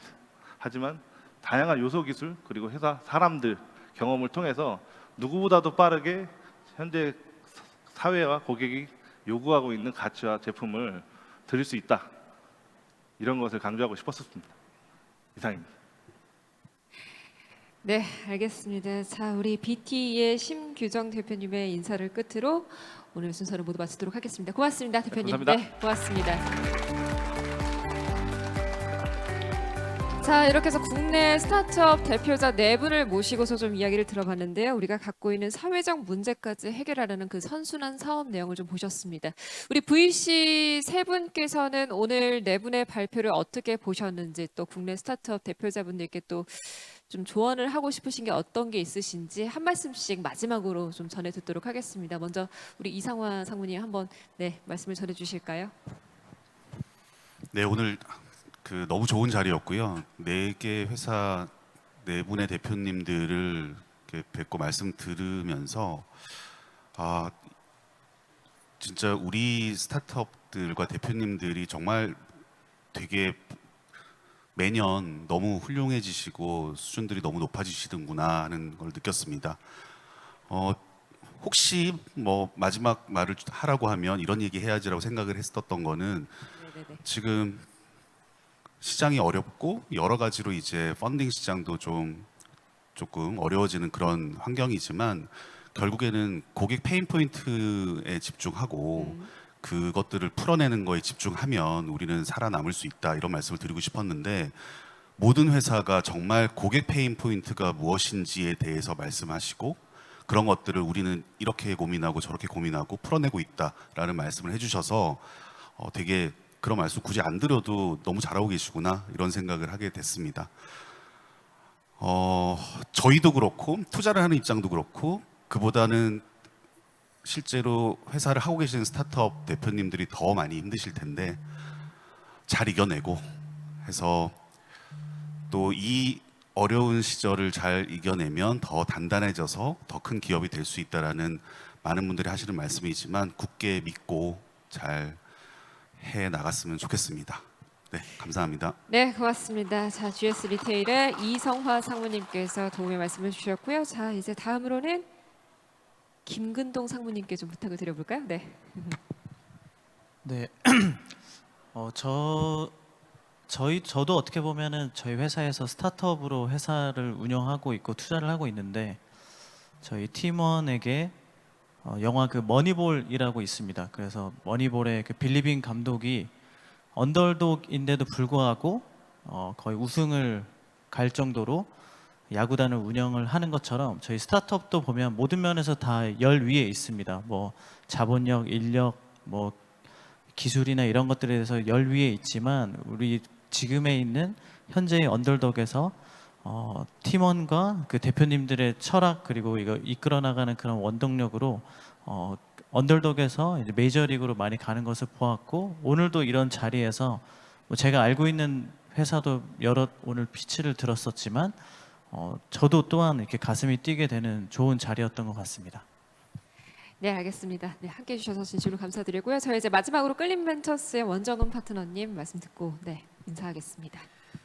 네, 오늘 굉장히 좋은 자리에 제가 초대를 받았다라는 생각을 계속 발표를 듣는 내내 했습니다. 사실 4분 대표님께서 갖고 계시는 그런 꿈의 크기가 굉장히 크다는 것을 알게 됐고, 그리고 사실은 굉장히 어려운 사회적인 문제를 푸시는 데에 사실 인생을 바쳤다라는 점을 저도 많이 느끼면서 사실은 굉장히 저도 좀 가슴이 뜨거워지는 시간이었고요.